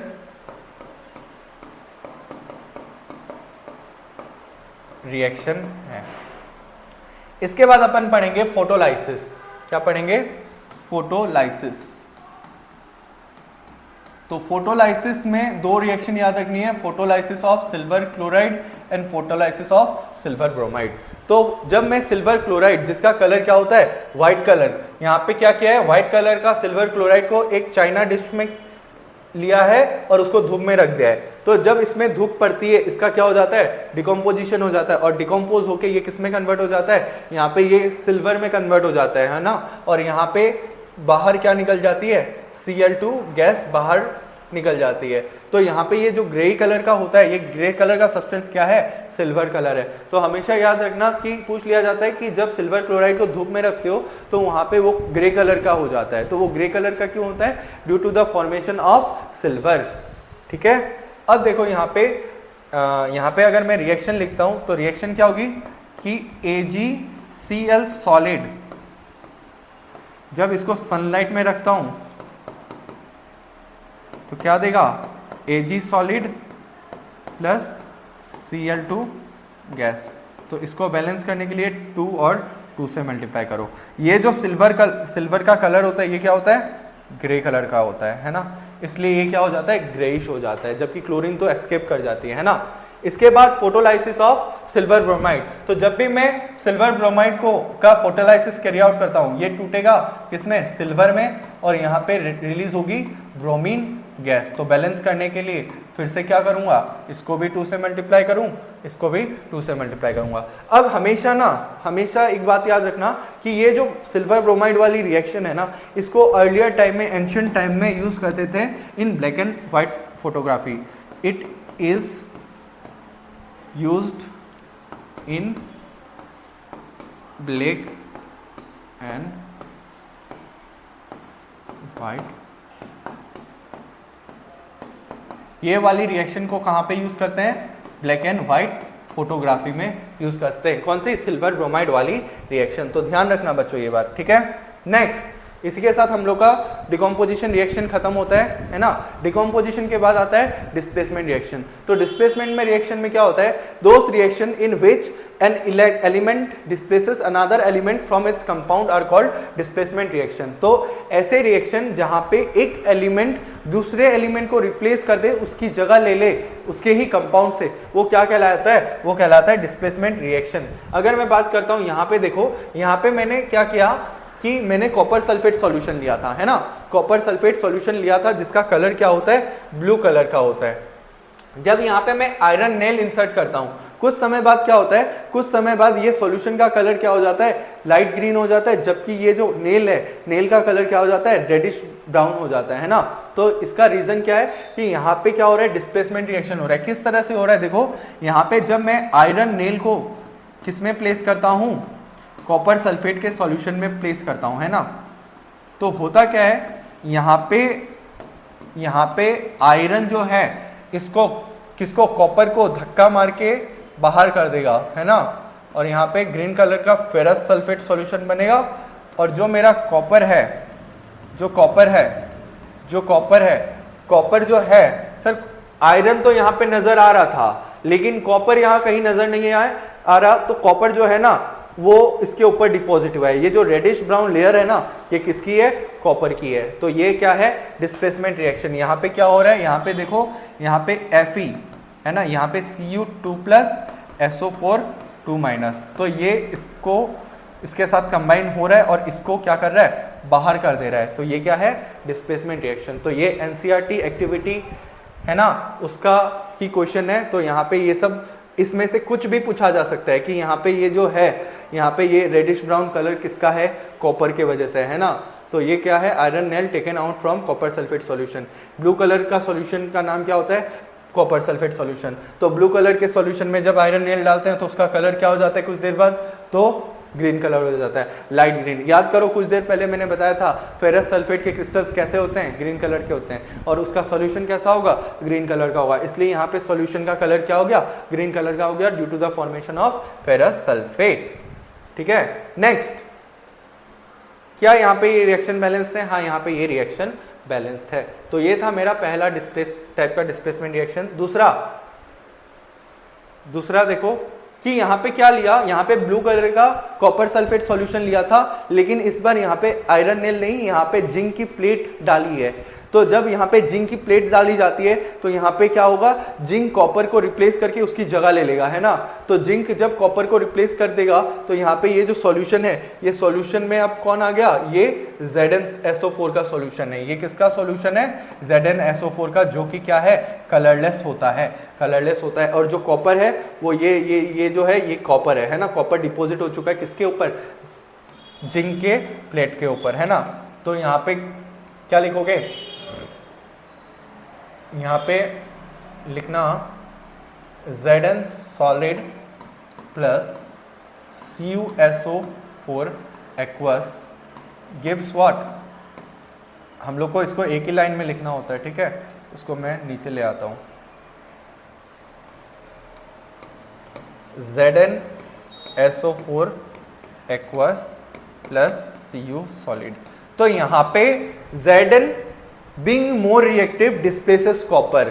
अगर मैं इन दोनों को लेता हूं, क्या कॉपर जिंक को डिस्प्लेस करेगा?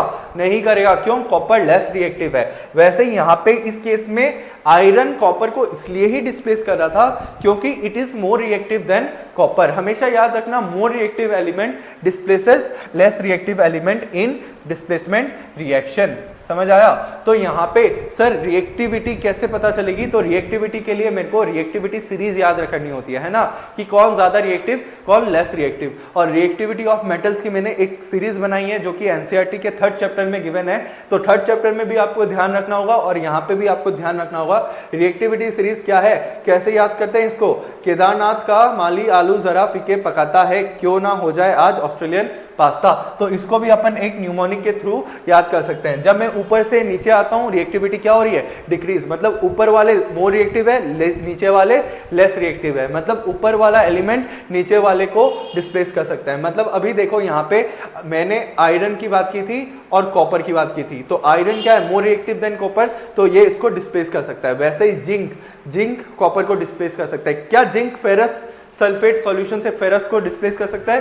कर सकता है। क्यों? जिंक मोर रिएक्टिव है। अब यहाँ पे क्या है, Pb solid plus CuCl2 aqueous, तो लीड है CuCl2 है, तो लीड क्या कॉपर से ज्यादा रिएक्टिव नहीं है, तो यहाँ पे ये इसको डिस्प्लेस करके उसकी जगह ले लेगा और यहाँ पे कॉपर क्या आ जाएगा, बाहर आ जाएगा, है ना।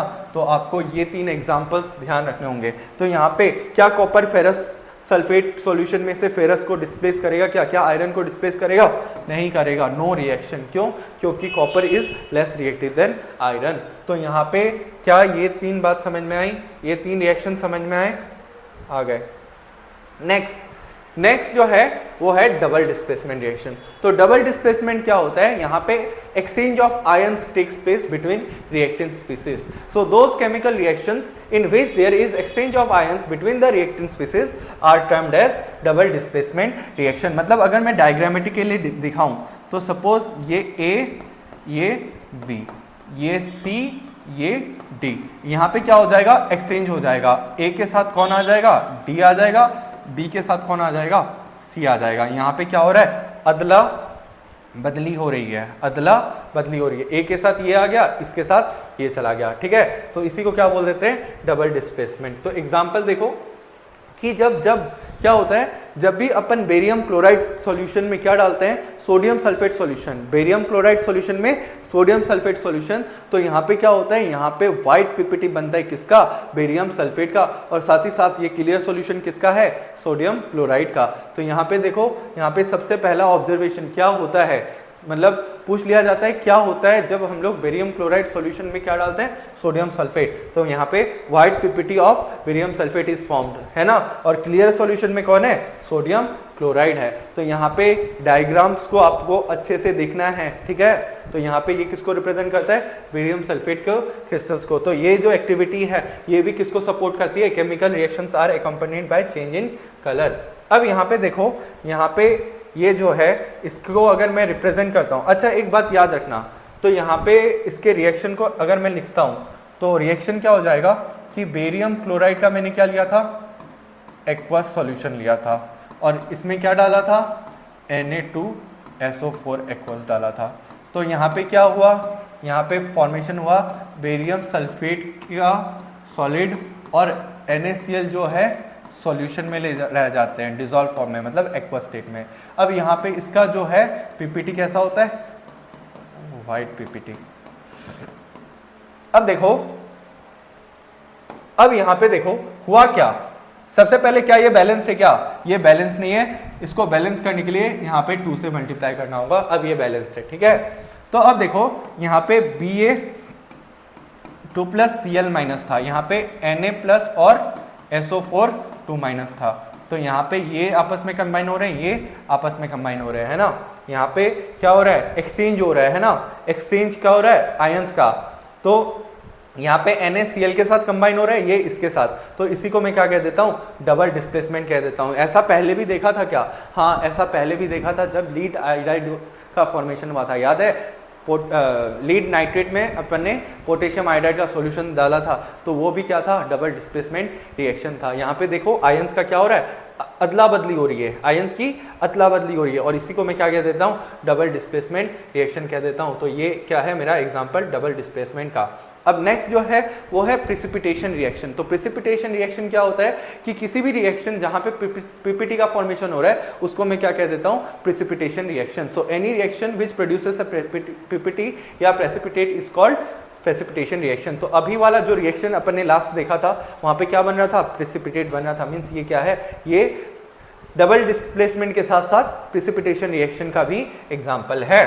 नेक्स्ट, अब on the basis of heat absorbed या release we can classify chemical reactions। मतलब हमारे केमिकल रिएक्शन में हीट एब्जॉर्ब हुई है या रिलीज हुई है, उसके बेसिस में क्या कर सकता हूं, इसको मैं क्लासिफाई कर सकता हूं। तो देखो यहाँ पे मैंने क्या किया है कि यहाँ पे मैं एक टेस्ट ट्यूब में मैंने रिएक्टेंट लिया है और मैंने इसको हीट दिया है ना, हीट दिया है तो यहाँ पे क्या होगा, रिएक्शन होगी और रिएक्शन के रिजल्ट में यहाँ पे कुछ अमाउंट ऑफ हीट क्या होगी, निकलेगी। तो यहाँ पे मैं हीट दे भी रहा हूं, यहाँ पे हीट निकल भी रही है। अगर नेट हीट, अगर मैं नेट जो मेरा हीट है, अगर heat is released,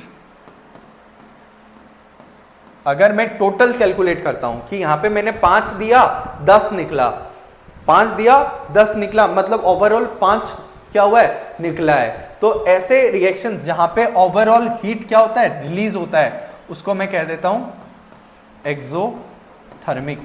exothermic, exothermic में क्या आता है, एक्स। एक्स किसे कहते हैं, जो जिंदगी से जा चुका हो, है ना, मतलब जहां पे हीट रिलीज हो रही है एक्सोथर्मिक रिएक्शन, और जहां पे हीट एब्जॉर्ब हो रही है, ऐसे केमिकल रिएक्शंस को मैं क्या कह देता हूं, endothermic. So what are endothermic reactions, those chemical reactions which are accompanied by what, absorption of heat or energy। Endothermic, those chemical reactions in which heat या फिर energy is release, exothermic reactions. तो exothermic endothermic समझ में आया।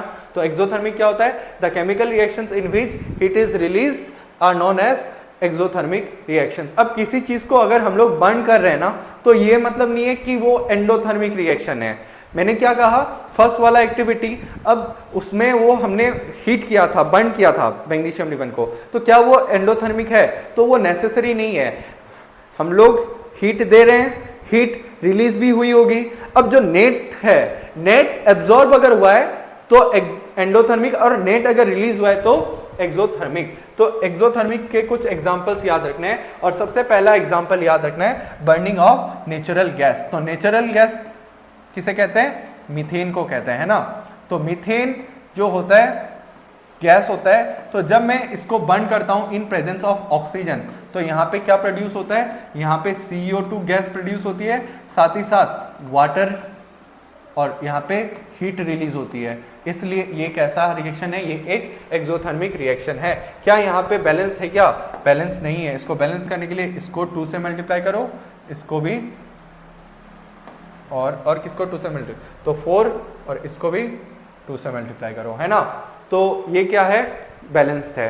तो सबसे पहला burning of natural gas क्या है, ये एक एक्सोथर्मिक रिएक्शन है। देखो यहाँ पे बर्न कर रहा हूं, फिर भी ये क्या है, एक्सोथर्मिक, मतलब यहाँ पे जितना मैंने हीट दिया था उससे ज्यादा रिलीज हुआ, इसलिए ये क्या कहलाता है, ये एक्सोथर्मिक रिएक्शन कहलाता है। अगर मैं बात करता हूँ रेस्पिरेशन, तो रेस्पिरेशन क्या होता है, it is the breakdown of glucose molecules with the help of oxygen in our blood, है ना। तो जब मैं यहाँ पे ग्लूकोज का ब्रेकडाउन करता हूँ, किसके प्रेजेंस में, ऑक्सीजन के प्रेजेंस में, तो यहाँ पे क्या होता है, यहाँ पे ये टूट के क्या प्रोड्यूस करता है, ये प्रोड्यूस करता है कार्बन डाइऑक्साइड, वाटर, और साथ ही साथ यहाँ पे क्या रिलीज होती है, यहाँ पे एनर्जी रिलीज होती है, और इसीलिए रेस्पिरेशन भी क्या है, ये एक एक्सोथर्मिक रिएक्शन है। तो यहाँ पे ये 6, यहाँ पे ये 6, यहाँ पे ये 6, है ना। तो ये अब ये बैलेंस रिएक्शन है। तो आप लोग को रेस्पिरेशन की रिएक्शन लिखने को दे देता है ना, नेचुरल गैस वाली रिएक्शन लिखने को दे देता है। तो याद रखना, बर्निंग ऑफ नेचुरल गैस और रेस्पिरेशन क्या है, एक्सोथर्मिक रिएक्शन। इसके अलावा एक और बुक में गिवन है कि जो डिकम्पोजिशन है, decomposition of vegetable matter into compost, वो क्या है, एक्सोथर्मिक रिएक्शन। अभी याद करो, मैंने आपको केमिकल रिएक्शंस पढ़ाया था, डिकम्पोजिशन जब पढ़ाया था, तो वहां पे मैंने बताया था कि डिकम्पोजिशन रिएक्शंस कैरी आउट करवाने के लिए एनर्जी की रिक्वायरमेंट होती है, मतलब एनर्जी सप्लाई करना पड़ता है, और एनर्जी अगर सप्लाई करना पड़ रहा है मीन्स वहां पे वो क्या है, एंडोथर्मिक रिएक्शन है। मीन्स जितने भी डिकम्पोजिशन रिएक्शंस होते हैं सब एंडोथर्मिक होते हैं, लेकिन ये एक डिकम्पोजिशन ऐसा है जो कि एक्सोथर्मिक है। होता क्या है, बच्चे डिकम्पोजिशन देखते ही इसको एंडोथर्मिक मार्क कर देते हैं, लेकिन ये वाला डिकम्पोजिशन क्या है, ये वाला डिकम्पोजिशन एक्सोथर्मिक है। और इसीलिए आपको ये बात याद रखनी है कि decomposition of vegetable matter into compost ये क्या है, ये एक एक्सोथर्मिक रिएक्शन है। Next, endothermic reactions, the chemical reactions in which heat is absorbed are known as endothermic reactions, है ना। अब नेक्स्ट है ऑक्सीडेशन और रिडक्शन रिएक्शन। तो आपको याद रखना है ऑक्सीडेशन रिएक्शन का मतलब क्या होता है कि किसी रिएक्शन में अगर एडिशन हो रहा है ऑक्सीजन का या फिर रिमूवल हो रहा है हाइड्रोजन का, तो ये क्या कहलाता है ऑक्सीडेशन रिएक्शन। वैसे ही रिडक्शन में क्या होता है removal of oxygen and addition of hydrogen. अब इसके अलावा कहीं पे अगर पॉजिटिव चार्ज इंक्रीज हो रहा है ऑक्सीडेशन, कहीं पे नेगेटिव चार्ज डिक्रीज हो रहा है रिडक्शन ऑक्सीडेशन। वैसे ही ऑन द अदर इसका opposite, decrease in positive charge reduction, increase in negative charge reduction. ठीक है, आपको मैं एक बात बताता हूं कि सपोज ये मेरी स्केल है, ये 0 है, ये इधर पॉजिटिव वैल्यूज है, इधर नेगेटिव वैल्यूज है। तो जब आप लोग इधर जा रहे हो ऑक्सीडेशन, इधर आ रहे हो रिडक्शन, मतलब Zn गोइंग टू Zn2+ है ना। तो यहां पे क्या है 0, 0 से +2, 0 से पॉजिटिव की ओर बढ़ रहा है, मतलब ये क्या है oxidation. Cl- going to half Cl2, यहां पे इसका 0, तो -1 से 0 में जा रहा है ऑक्सीडेशन, माइनस से प्लस की ओर जा रहा है मतलब ऑक्सीडेशन, प्लस से माइनस की ओर जा रहा है ना। Suppose O2 goes to O2-, यहाँ पे 0 है, -2 में जा रहा है, 0 से -2 रिडक्शन है ना। तो मैंने बोला था डिक्रीज इन नेगेटिव चार्ज और increase in positive charge oxidation, या फिर decrease in positive charge increase in negative charge reduction. क्या ये बात समझ में आई? तो ये बात आपको ध्यान रखनी है। अब देखो ऑक्सीडेशन का एग्जांपल्स। तो ऑक्सीडेशन, तो यहाँ पे एक एक्टिविटी है, एक्टिविटी में क्या करता है कॉपर जो है ना, कॉपर लेता है, कॉपर जिसका कलर क्या होता है ब्राउन। तो यहाँ पे ये ब्राउन कलर का क्या है, brown colour substance is copper. Copper का कलर क्या होता है ब्राउन होता है। तो जब ब्राउन कलर कॉपर को हीट करते हैं तो वो ऑक्सीजन के साथ रिएक्ट करता है, और ऑक्सीजन के साथ रिएक्ट करने के बाद क्या होता है वहां पे फॉर्मेशन होता है ब्लैक कलर का सब्सटेंस जिसका नाम क्या होता है कॉपर ऑक्साइड। मतलब यहाँ पे देखो कुछ ऐसी रिएक्शन होती है कि कॉपर सॉलिड, या फिर ऐसे ही रहने दो, हाँ लिख लो, copper solid plus O2 gas, ये क्या हो रहा है CO सॉलिड, जिसका इसका कलर क्या है ब्लैक, इसका कलर क्या है ब्राउन। तो यहाँ पे देखो बच्चों, यहाँ पे क्या हो रहा है एडिशन ऑफ ऑक्सीजन, कॉपर में ऑक्सीजन का एडिशन हो रहा है, मींस कॉपर का क्या हो रहा है ऑक्सीडेशन हो रहा है। यहाँ पे किसका ऑक्सीडेशन हो रहा है कॉपर का ऑक्सीडेशन हो रहा है। समझ आया? नेक्स्ट, तो ये मैंने ऑलरेडी बता दिया है कि यहाँ 0 था, 0 से +2 ऑक्सीडेशन, -1 to 0 ऑक्सीडेशन, 2+ से 3+ ऑक्सीडेशन, प्लस से 0 रिडक्शन, नेगेटिव की ओर जा रहा है ना, प्लस से 0 लेफ्ट। देखो decrease in positive charge reduction, positive से 0 आ रहा है, ठीक है। नेक्स्ट ऑक्सीडेशन रिडक्शन रिएक्शन या फिर रिडॉक्स रिएक्शन। तो ऐसे रिएक्शंस जहां पे ऑक्सीडेशन और रिडक्शन साथ साथ एक साथ हो रहे हैं, साइमल्टेनियसली हो रहे हैं, ऐसे रिएक्शंस को अपन ऑक्सीडेशन रिडक्शन रिएक्शन या फिर रिडॉक्स रिएक्शन कहते हैं। तो those reactions in which oxidation and reduction occur simultaneously are called redox reaction. For example CuO plus H2 goes to Cu plus H2O, ठीक है। तो यहां पे देखो कॉपर से ऑक्सीजन का क्या हो रहा है, कॉपर से ऑक्सीजन का रिमूवल हो रहा है, मींस यहाँ पे कॉपर का क्या हो रहा है रिडक्शन। यहाँ पे देखो H2 किस में कन्वर्ट हो रहा है H2O में, मतलब इसमें इसका क्या हो रहा है ऑक्सीडेशन हो रहा है। समझ आया? तो ऐसे स्पीसीज, ऐसे रिएक्शन जहाँ पे ऑक्सीडेशन और रिडक्शन साथ साथ हो रहे हो उसको हम लोग क्या कह देते हैं रिडक्शन, ऑक्सीडेशन रिडक्शन या फिर रिडॉक्स रिएक्शन कह देते हैं। अब याद रखना कि यहाँ पे क्या आइडेंटिफाई करने देता है, यहाँ पे आइडेंटिफाई करने देता है कि ऑक्सीडाइजिंग एजेंट कौन है और रिड्यूसिंग एजेंट कौन है। तो सर किस तरह से आइडेंटिफाई करेंगे कौन ऑक्सीडाइजिंग एजेंट कौन रिड्यूसिंग एजेंट? तो हमेशा याद रखना ऑक्सीडाइजिंग एजेंट जो सामने को ऑक्सीडाइज करे और खुद रिड्यूस हो जाए। मतलब ऑक्सीडाइजिंग एजेंट का क्या होता है रिडक्शन होता है, और रिड्यूसिंग एजेंट का क्या होता है ऑक्सीडेशन होता है ना। तो यहाँ पे कॉपर ऑक्साइड का क्या हो रहा था, रिडक्शन हो रहा था, तो रिडक्शन हो रहा था मीन्स ये क्या है, ये एक ऑक्सीडाइजिंग एजेंट है। लेकिन यहाँ पे इसका क्या हो रहा है, यहाँ पे इसका ऑक्सीडेशन हो रहा है। क्या हो रहा है, ऑक्सीडेशन हो रहा है। मीन्स ये क्या है, ये एक रिड्यूसिंग एजेंट है, ये सामने वाले को रिड्यूस कर देता है और खुद क्या हो जाता है, ऑक्सीडाइज हो जाता है। तो हमेशा याद रखना, आइडेंटिफिकेशन दे देता है, identify oxidising agent and reducing agent. अच्छा, इसके बाद कोरोशन और एसिडिटी है, लेकिन कोरोशन और एसिडिटी में आने से पहले मैं आपको वो जो हमने गैप छोड़ दिए थे वो कंप्लीट कर लेते हैं ना। तो यहाँ पे कहाँ गया सबसे,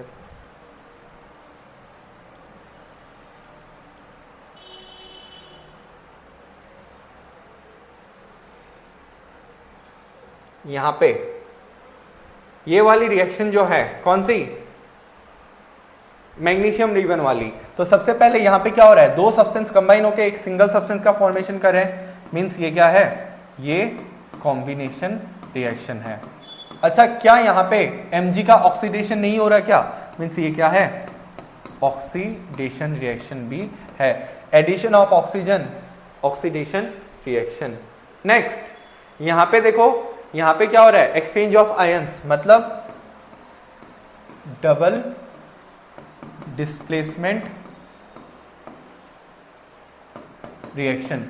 और साथ ही साथ यहाँ पे क्या हो रहा है, पीपीटी का फॉर्मेशन हो रहा है, मींस ये क्या है, ये एक प्रिसिपिटेशन रिएक्शन है। नेक्स्ट यहाँ पे क्या हो रहा है, यहाँ पे देखो बच्चों, यहाँ पे क्या हो रहा है कि जिंक जो है H+ को डिस्प्लेस करके उसकी जगह ले रहा है, ये डिस्प्लेसमेंट रिएक्शन का एग्जांपल है ना। जिंक क्या होता है, मोर रिएक्टिव होता है, हाइड्रोजन से उसको रिप्लेस करके उसकी जगह ले रहा है। साथ ही साथ यहाँ पे क्या होता है, यहाँ पे हीट रिलीज होती है ना, बीकर बिकम्स हॉट, मींस ये क्या है, एक्सोथर्मिक रिएक्शन है ना, एक्सोथर्मिक रिएक्शन है। नेक्स्ट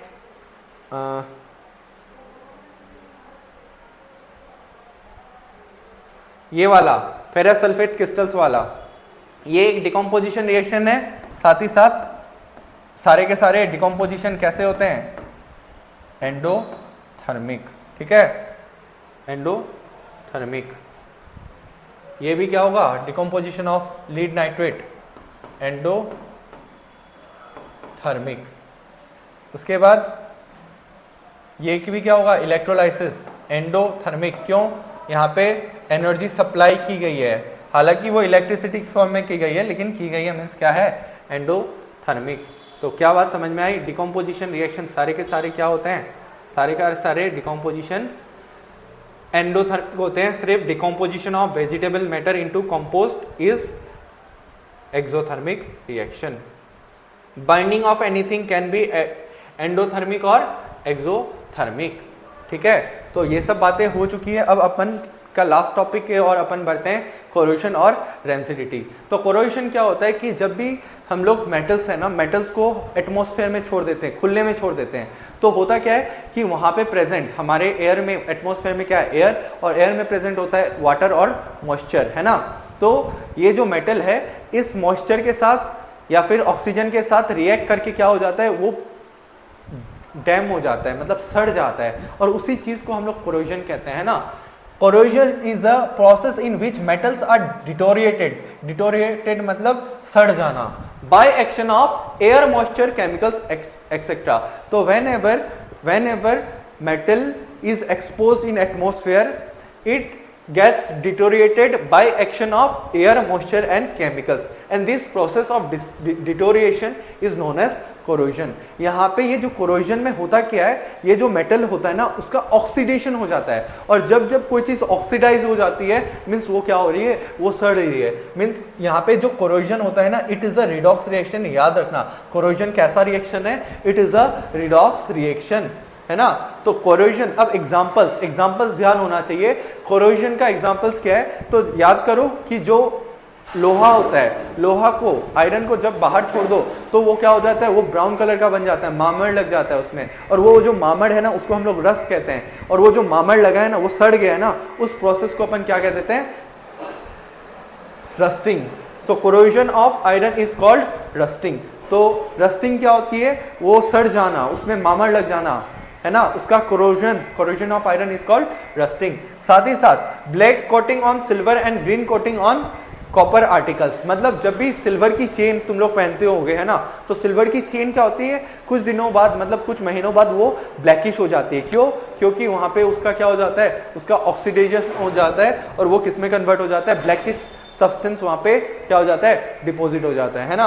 वैसे सिल्वर ग्रीन ये कॉपर आर्टिकल्स ग्रीन हो जाते हैं due to what, due to corrosion. ये बातें ध्यान रखना, पूछ लिया जाता है कि black coating and silver and green coating on copper articles is due to corrosion, है ना। अब नेक्स्ट है इफेक्ट्स ऑफ कोरोजन। तो इफेक्ट्स ऑफ कोरोजन क्या करता है, खराब कर देता है चीजों को, जैसे कि rusting causes damages to ships. Ship bodies किससे बनी होती है, आयरन की, कार बॉडीज, ब्रिजेस और आयरन रेलिंग्स। तो जो आयरन रेलिंग्स होती है, रेलवे ट्रैक्स होते हैं, जो भी आयरन से बना हुआ है, वो सब में क्या होता है, वहाँ पे जंग लग जाता है, वहाँ पे रस्ट हो जाता है और उसकी वजह से वो क्या हो जाता है, खराब हो जाता है, और वही क्या है, इफेक्ट्स ऑफ कोरोजन। नेक्स्ट है why do we apply paint on iron articles. तो अगर मैं आयरन आर्टिकल्स में पेंट लगा देता हूँ, है ना, तो वहाँ पे क्या होगा, उसके सरफेस पे एक प्रोटेक्टिव लेयर बन जाएगी, किसकी, पेंट की। अब वो ना एयर में प्रेजेंट ऑक्सीजन और वाटर के साथ तुरंत रिएक्ट नहीं करेगा, वो जो रिएक्शन का जो टाइम होगा बहुत स्लो हो जाएगा, तो हम लोग काफी टाइम तक उसको क्या कर सकते हैं, प्रिजर्व कर सकते हैं। तो iron articles are painted to cut off their contact with the moist air, thereby decreasing the possibilities of rustings and hence they can be protected for many years। तो important question है ये, है ना। अच्छा, ये जो कोरोजन है ना, कोरोजन के बारे में थर्ड चैप्टर में और डिटेल्स में पढ़ेंगे अपन, हाउ टू प्रिवेंट कोरोजन, है ना। तो फिलहाल के लिए इतनी बातें, बेसिक आइडिया आपको पता होना चाहिए। लास्ट में है रेंसिडिटी। तो रेंसिडिटी क्या होता है, रेंसिडिटी मतलब जब भी हम लोग ऑयल और फैट कंटेनिंग फूड, जैसे कि मतलब कोई भी हमारे घर में सब्जियां बनती हैं ना, जब भी अपन उसको खुले में छोड़ देते हैं, होता क्या है कि वहाँ पे प्रेजेंट, उस सब्जी में प्रेजेंट ऑयल और फैट का ऑक्सीडेशन हो जाता है।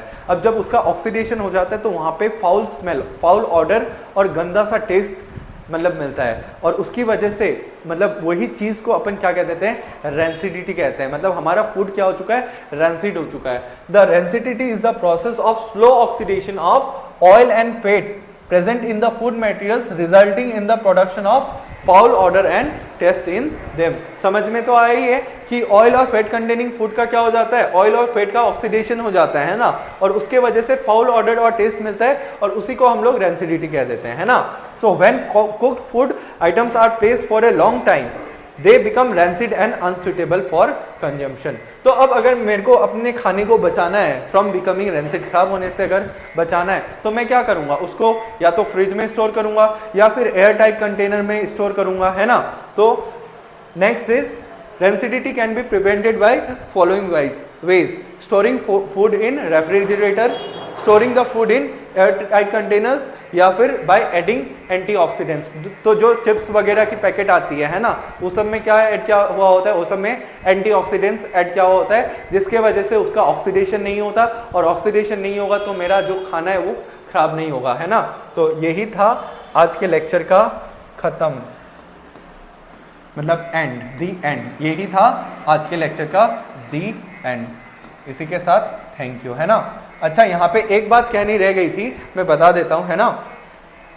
क्या बात रह गई थी, यहाँ पे क्या होता है कि जब भी अपन कैल्शियम हाइड्रोक्साइड को पानी में घोल के वॉल में पेंट करते, तो होता क्या है, वो हवा में प्रेजेंट CO2 के साथ रिएक्ट करके कैल्शियम कार्बोनेट का फॉर्मेशन करता है, और साथ ही साथ यहाँ पे वाटर रिलीज होता है, ठीक है। तो यहाँ पे this calcium carbonate is responsible for providing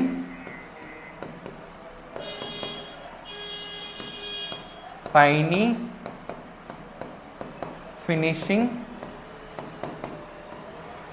to।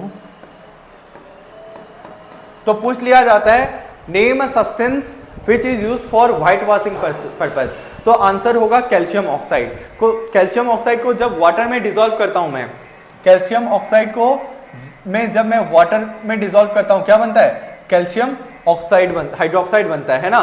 तो कैल्शियम ऑक्साइड को अपन व्हाइट वॉशिंग पर्पस के लिए यूज करते हैं। इसका सॉल्यूशन जब इसको पानी में डिसॉल्व करता हूँ क्या बनता है, कैल्शियम हाइड्रोक्साइड बनता है। अब ये कैल्शियम हाइड्रोक्साइड को अपन जब वॉल पे पेंट कर देते हैं, है ना, चूना लगाते हैं ना, वह कैल्शियम हाइड्रोक्साइड ही होता है ना। तो वो कैल्शियम हाइड्रोक्साइड जो होता है ना, वो एटमॉस्फेरिक कार्बन डाइऑक्साइड के साथ कांटेक्ट में आके किस में कन्वर्ट हो जाता है, कैल्शियम कार्बोनेट, और इसके वजह से जो वो हमारी वॉल्स है वो चमचमाती है, शाइन करती है, और ये जो वाटर रिलीज होता है इसलिए हम लोग जब व्हाइट वॉशिंग करते हैं उसके बाद उसको कुछ दिन सूखने के लिए छोड़ देते हैं, क्योंकि वहां पे वाटर रिलीज होती है, उसको सूखना पड़ेगा। तो कैल्शियम कार्बोनेट, इसको और कई नाम है, इसको लाइमस्टोन भी कहते हैं, इसको मार्बल भी कहते हैं, इसको चॉक भी कहते हैं। तो ये वाली एक आखिरी बात थी जो रह गई थी, और इसी के साथ आज का लेक्चर मैं एंड करता हूँ। ठीक है, थैंक यू।